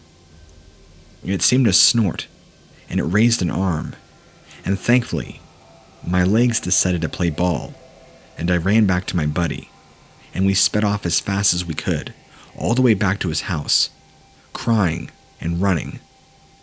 We ran straight into his kitchen, where I hurled myself at his mom, whilst he began screaming, using his native tongue that I had only heard a few times before. But I made out one word very clearly: Wendigo. Now, before I continue, in their language they actually have a word for Wendigo, and I don't even know it. I mean, I've heard it, but not enough to be able to repeat it or write it down. But after time, I've been able to learn that they have their own name for it.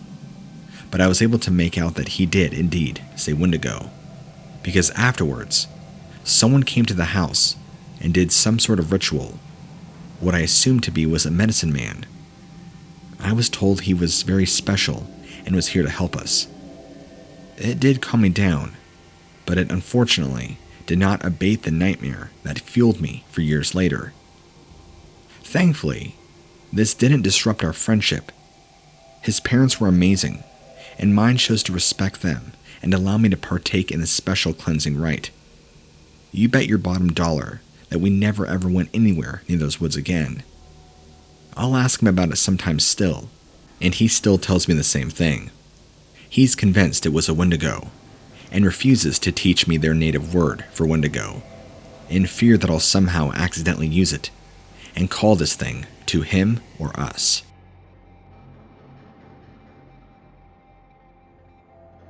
I have a spot that I drive by, to and from work, when I have time to park those that I can either watch the sunrise or the sunset. That is my time, and in the day where I can either gather my thoughts or process them at the end of each day. The sunsets are especially enjoyable because the view of the western horizon. From that spot, it is completely unobstructed, except for maybe a cluster of trees in the distance. A few times, I've been lucky enough to see a herd of deer gathering. If I had been a photographer, I probably could have made $1 million or more. My story takes place after one trying and hectic day that I was certain I had to sit at my spot before I went home, unless I wanted to be an absolute wreck. I was rewarded well with my efforts. The sunset was wonderful. The largest gathering of deer yet wasn't the tall prairie grass right in front of me. I instantly felt better about everything. But there was another feeling that was trying to creep its way into me that I couldn't quite put my finger on. It wasn't good, and it was not bad either. It was a very neutral and dead feeling. I chalked it up to simply being burned out or stressed, but I wasn't sure. Staring at the herd of deer through my windshield, I noticed that one of them was holding way too still. I started wondering if it was a decoy. It turned its head slightly, so I knew that it wasn't. But then it turned its head straight back to me, and in that instant that its invisible eyes locked on me, that strange empty feeling returned. I tried lighting a cigarette, but that didn't do any good. I was trying to deny it, and I was trying to avoid eye contact. But the whole problem that was strange is that this deer wouldn't stop staring. Most people beg for a chance to make eye contact with wildlife, but this was ridiculous. Plus, it was realistically too far away to be that aware of me. I kept trying to tell myself that it was just curious about my car, but somehow, I knew deep down that the thing was looking at me. The light of the setting sun had turned into a silhouette, so that it was difficult to make out its individual features. This animal began to slowly step forward, towards my vehicle, until it had left the herd and was in my personal space. That was when I could see just how skull-like the deer's face was. Somewhere, and its two black eyes that were a dim red light. I found it very difficult to look away. It's like I was entranced. Every instinct I had was telling me that I needed to break eye contact somehow. Perhaps even shut my eyes. And yet I also felt compelled to keep looking. That's when I became aware that the empty feeling was only growing. I also became aware of a gnawing hunger, which made me feel like I could have tackled and eaten every single one of the deer that I saw in the distance. Somehow in that moment, that's when the spell broke, and I started my car and I peeled out of that location. That bizarre empty feeling, that raging hunger stuck with me for a long time. I wasn't sure what I was looking at, but that deer, if that's even what it is, was trying to make me into something, or at least something about it was making me into something that I didn't want to be. something empty and savage. Maybe you can help me and cue me in on what exactly I had encountered that day.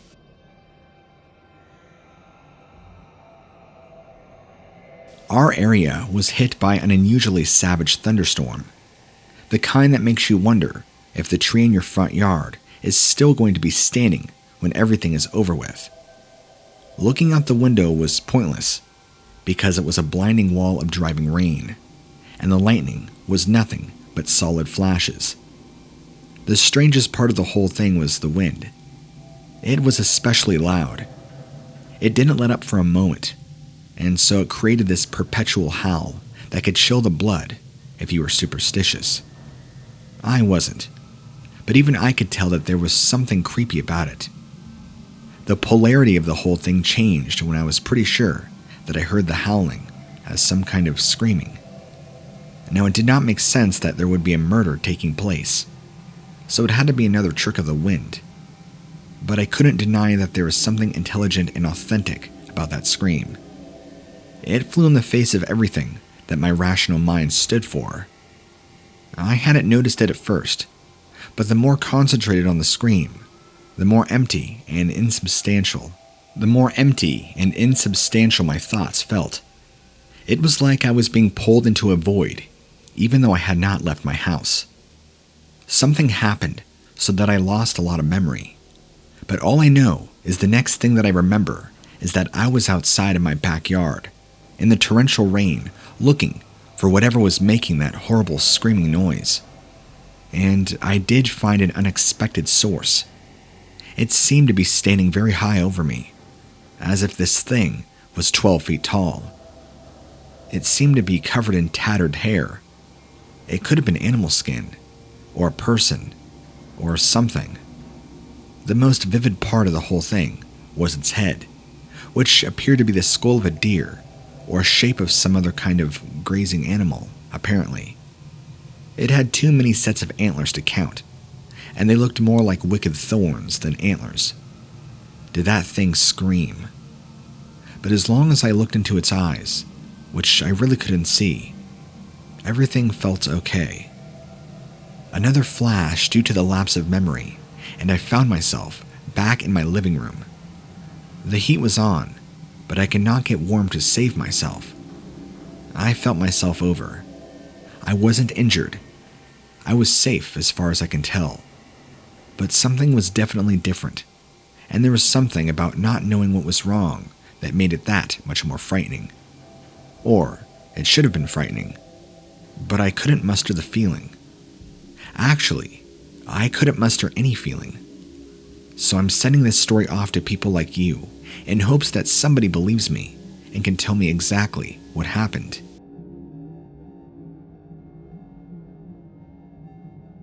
I'm a park ranger in a relatively small park, but that doesn't mean that nothing ever happens. I've received a buzz over the walking about the possibility of somebody acting strange at the north end of this park.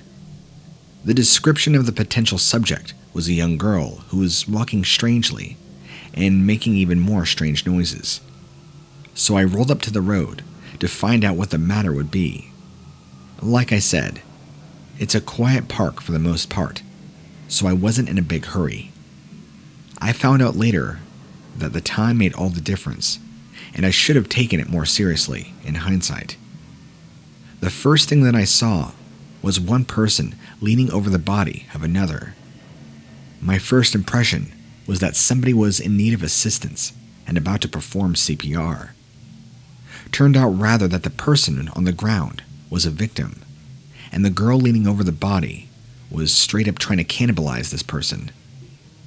I was paralyzed for seconds, unsure of what to do. I was questioning if I was even seeing what I thought was real, and what the next logical course of action would be. The girl appeared to be feral. Even her clothes were dirty and torn and tattered. She was covered in dirt and looked like she hadn't eaten, or looked like she hasn't been a part of society for years. I got out of my car and shouted to get her attention. She was too absorbed in trying to kill him. I drew out my pistol. When that didn't get a reaction, I fired a shot into the sky. She looked at me, and that's when I saw how empty she looked. Her eyes, even though her appearance was human, her face, her eyes, everything told me she was dead. Not in a literal sense, like a zombie, but dead as in her soul was gone. She seemed lifeless, but she moved, and she wouldn't listen, and I'm ashamed to say that I was forced to fire at her. I did 2 more shots in the air as a warning, but she kept coming at me, and she looked like she had every intention of hurting me in any way. So, I put her down. No sooner had she crumpled to the ground when I saw a tall, imposing figure watching me from the distance.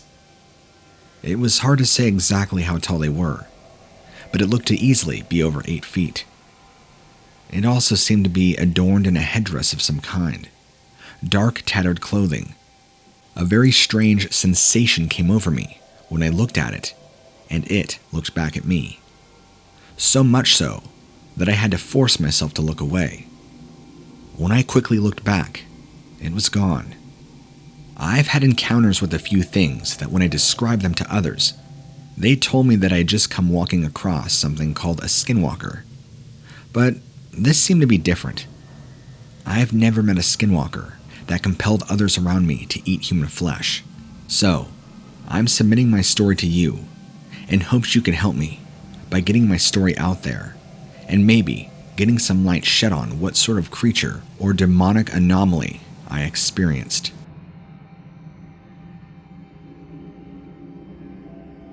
I take care of a substantial herd of cattle in the grand state of Texas. Those cows represented my entire life's work and my inheritance, so you can bet that I would take their well-being and safety very seriously. I went outside one morning to check on them and go through the morning chores with them, but I noticed that there was a cow on the ground that had not only been completely skinned, but everything had been eaten except for the muscle tissue around the head. And when I say everything has been eaten, I mean that there was nothing but bones. No entrails, no heart, lungs, hamstrings. Everything had been either taken or devoured. Given the condition the animal is in, I would have thought it would have been devoured. I did note that the skin was left in a heap. I spent a decent portion of the rest of the day near my cows, as much as possible, to see if I can see what sort of animal is on the loose that was capable of doing this much damage to a single cow. I mean, I guess a hungry enough coyote or wolf or similar could do that. But the manner in which this animal was killed and eaten seemed awfully gratuitous. I waited until the late afternoon, until I couldn't possibly stand around any longer. I still had work to do. I went back home without any answers. The next morning, there were 3 cows that had been butchered in a very similar fashion. Bones stripped the same way. Muscle tissue on the head and what appeared to be brain were still intact. Only this time, each of the animals were laid out on their back, and legs were sprawled out in 10 o'clock, 2 o'clock, 3 o'clock, and 7 o'clock positions. That was when my awareness shifted from the notion that there was an animal on the hunt to there possibly being some psychotic maniac. Somebody that was out there to scare me and profit from my hard labor. Although I couldn't think of what kind of black market there could be for cow meat in Texas. The next morning, things progressed to an even worse degree. Now, at this point, 6 cattle had been butchered, and they were arranged on their backs, but the skin had been stretched out into some shape of morbid wings on the ground beneath them and pinned to the earth with their own bones. Their forelegs were folded across their chest, also after the fashion of what looked to be angels. I got desperate, and then hired a couple of hands to watch my cattle overnight, to see who or what was stealing and making death sculptures of my precious cattle. Of the 2 that I hired, only one survived the night to tell me what was going on. Evidently, The other put his own shotgun to his head and found a way to pull the trigger. The survivor, who was half out of his wits, told me that the cows were killed by none other than one of the cows themselves. At night, one of the cows came forward with 2 glowing eyes and an internal moonlight, peeled off its skin and stood on its hind legs. It hid somewhere in the pen things like old farm equipment that it used to butcher and kill and sculpt. It ate with an unnaturally ravenous appetite, everything that it possibly could from its kills, and the rest was left for people like me to discover in the morning. So now, I had the task of finding out what this thing is, and even if there was a way to kill it. I'm not even sure if I believed his story. For all I know, he's the one that's been up to trouble this entire time, and he killed the other individual. So in a nutshell, I'm not sure what I was going to do. Maybe I would take time to write it out, which I did. And after thorough police investigation, and being accused of potentially murdering my own hire, it's been a struggle. Some close family friends of mine have stepped forward recently and have told me what I'm dealing with is in fact a Wendigo. Is this true? Or is something crazier going on? My grandfather had to come stay with us one weekend. I was only 11 years old at the time. He seemed to be trying to spend more time with us on a regular basis.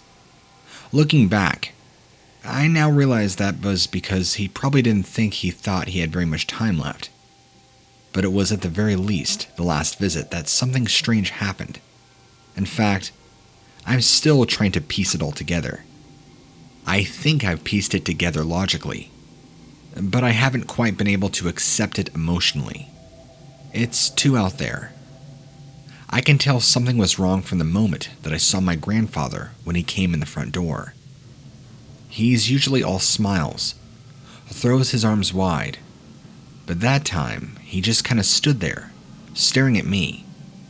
He wouldn't open his arms. I opened mine and ran to him. That's when he opened his arms a little bit. I hugged him, and he felt very cold. Fall, or autumn, had just begun, and it was hardly colder than 50 degrees outside. When I looked up at him and smiled, he did make eye contact but refused to smile. Even my little brother was ecstatic to see him, and he was the most persistent in trying to get reactions out of him. Always has been. There was just something about the whole thing that didn't feel right. So I didn't hang around my grandfather any more than I had to, as much as it broke my heart to keep my distance. Nobody would say anything, but I felt like everybody else was kind of keeping the distance from him too. All except for my little brother, who was determined to find out where his love had gone. Long after his stay was over, this heaviness remained in the house. I felt empty inside, a compulsion to eat that I never had before. Sometimes it felt like the more I ate, the hungrier I became. My parents at the time chalking it up to a growth spurt, but it was even happening to my little brother, even worse, to the point that my parents were thinking of calling the ER since he could not get enough to eat. So, that was the weird part. I come home one afternoon to see that my brother wasn't home, and my parents looked as gray as the dead. They told me that my little brother was in a place that took care of children that were sick in the mind. I didn't understand what that meant, but when he was at school, he bit a chunk out of another child, and it took 3 adults to get him off. So they took him away where he couldn't hurt anybody. He was ill. This was some time ago, as I said. I'm an adult now. My brother has more or less disappeared off the face of the earth, and we have not been able to get any kind of explanation for it. The facility he was sent to would never disclose anything. Law enforcement refused to intervene, and they would not talk to us. And any time that we try to post about the situation we've ever put up over the years has disappeared. Hopefully this story, assuming you do read it, will be long enough for me to say that knowing what I know now, I'm sure that my grandfather had somehow been affected by what they call a Wendigo.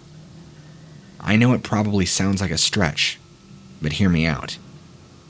My grandfather was found dead in his house about a week after he had visited us, and yet the report was that he had been dead for 3 weeks. Somehow, that detail slipped past my parents and everybody else, and they too were affected by some sort of confusion that will not allow them to do the math and see the discrepancy. I even brought up the idea of saging the house, which everybody reacted very strongly to, in a bad way. If a Wendigo does exist, and was really involved in the whole situation, then they are much more dangerous and insidious than anything I could have ever conceived in my own mind. You're in trouble long before you ever see one with your own 2 eyes. I don't know why I did not end up like my brother. I only got a little bit of that cursed hunger, and that was enough to drive me crazy. It did go away in a couple of months, but it felt like years. My brother didn't have enough time for it to begin to taper off before he got in trouble, and now I have no idea how he ended up. Look, honestly, I have no idea if the system has him in custody for the sake of research or restraint, or if they began seeing him as a threat that needed to be neutralized, like he was some kind of rabid animal. Sometimes, I do hold on to the hope that I'll see my brother coming to visit me, and I'm not sure if that would be worse than finding out he's dead and at peace.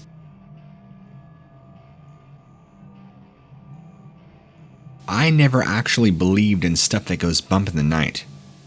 Not only did it seem too incredible to be possibly true, but it was far less frightening to not suppose they could exist.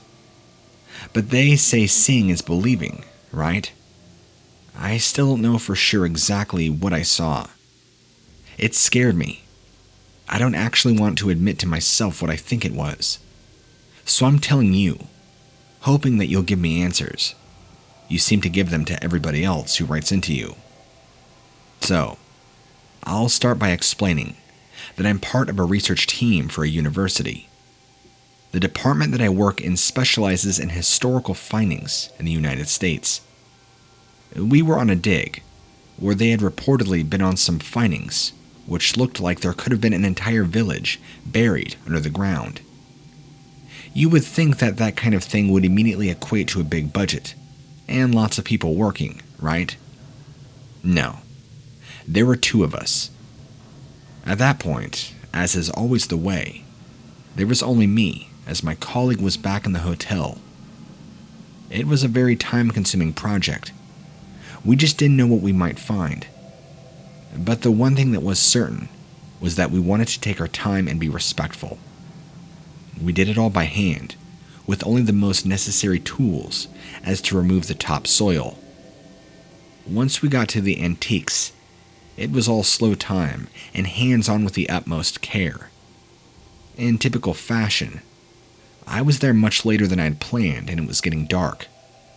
We had some strong lights, although I just uncovered what looked to be ancient crockery, so I just lost track of time myself. I began to get so engrossed in what I was doing that I didn't notice this unusual smell. I was struck by this hideous odor.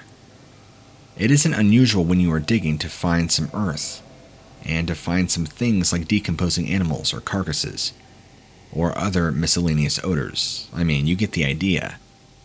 In fact, I'm not even unaccustomed to pungent odors, but this was utterly repellent and came out of virtually nowhere. I recall once accidentally hitting a raw sewage pipe. That was way worse, but not why I'm writing to you. I then heard my name being called out. I was alone, completely and entirely alone. The only person who could have possibly been there to know who I was my colleague, whom I had FaceTimed not 5 minutes before to say I was running late and to order me room service. He was very much in the hotel, which was a 15-minute drive away. So I sit there, hand over my nose from the stench over my mouth, so I don't scream. And then I saw this thing. The lighting that I was using pointed at the ground, so this creature was in the shadow, but its outline, which was the most horrifying thing, was fully illuminated. This thing was tall, skeletal, with limbs that were too long, and far too, dare I say, gangly to be human. The skin was pallid, and from what I could tell, it was naked and hairless. It looked diseased, as if flaps of skin were about to peel away at any moment, and all this led up to the head. It was skinless and bone, but no way appearing human. It looked deer, or maybe canid, something flat with an enlarged snout. The empty eye sockets had a low glow of red to them, and atop this skull had two oversized antlers that looked as though they should cause this creature to topple over, due to the sheer disproportionate size. I screamed, and I screamed. I may have never been so completely and utterly petrified. Whether that was enough to placate it, I don't know. But it just casually turned around, and within seconds was gone. I sat there, stuck to my spot, mouth agape and frozen. After a few moments, my colleague rang, asking what the hell was going on. I hauled myself into the truck and got out of there. I never told him or anybody else what had happened, but I can't stop thinking about it, and even shortly afterward, would have nightmares reoccurring over and over.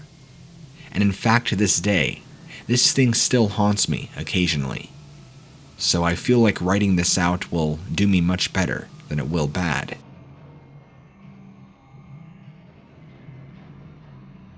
When I was around 15, I had snuck out to see this boy that I had liked. This was far back in the early 90s.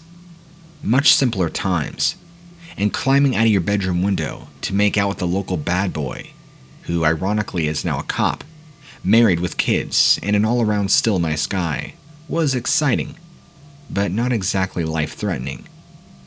If my kids tried it today, I'd be calling the police in minutes. But anyway, yeah, simpler times. We met at the end of my driveway and snuck off to the woods, not far behind the house where we lived. It was during one of these illicit makeout sessions that we had our encounter with something, what I would call from the depths of hell. Oh, we were also both very into horror movies. His dad had the most amazing VHS collection, mostly 80s stuff. So at first, when we heard the crunching sound, like somebody coming up to us, he was all like, "Ooh, I hope it isn't Jason Voorhees." And I'm pretty sure at that moment, we thought it was just going to be a nosy raccoon or something. Then, all of a sudden, there was the worst stink I'd ever smelt. We both looked at each other, and we both wondered what that was. He was all like, "It wasn't me. Even I can't make the smell. It must be a skunk." But it had this dead smell to it, like a skunk mixed with a cadaver. So you have this rustling noise, and now this awful smell. But the spell was soon broken, as out of the shadows of the trees appears this monstrosity that clearly was not a skunk. Thank the Lord it didn't get too close, as I might have just passed out. This was clearly a monster in the flesh, tall and skinny. Its arms and legs were all long and droopy, and its back was bent over. It had this revolting whitish skin, and I'm not talking like a person. It looked like dirty brown snow. And then its head was really messed up too. It was kind of like a skull, except all rotted and gross, and big, empty black eye sockets. I could hear it breathing, rasping. We all just ran. I didn't even give it a second. I didn't want him to leave, but I would have gotten into a whole lot of trouble if my dad found a boy in the house, so he went back too. I hardly even slept that night. We still saw each other for a while after that, but I refused to ever sneak out in the night again after that encounter.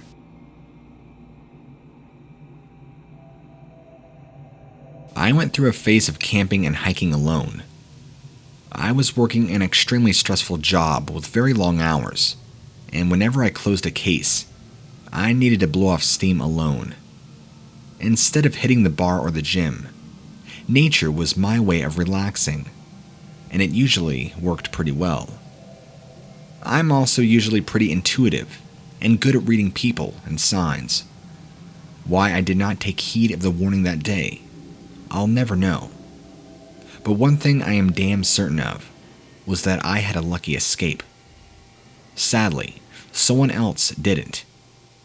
You see, I was camping out of ground that on one time or another used to belong to the natives.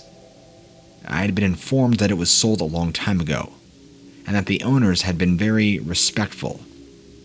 It had been wasteland, and they turned it into a bustling campground. All the original woodlands surrounding the campsite was left intact and not cut down.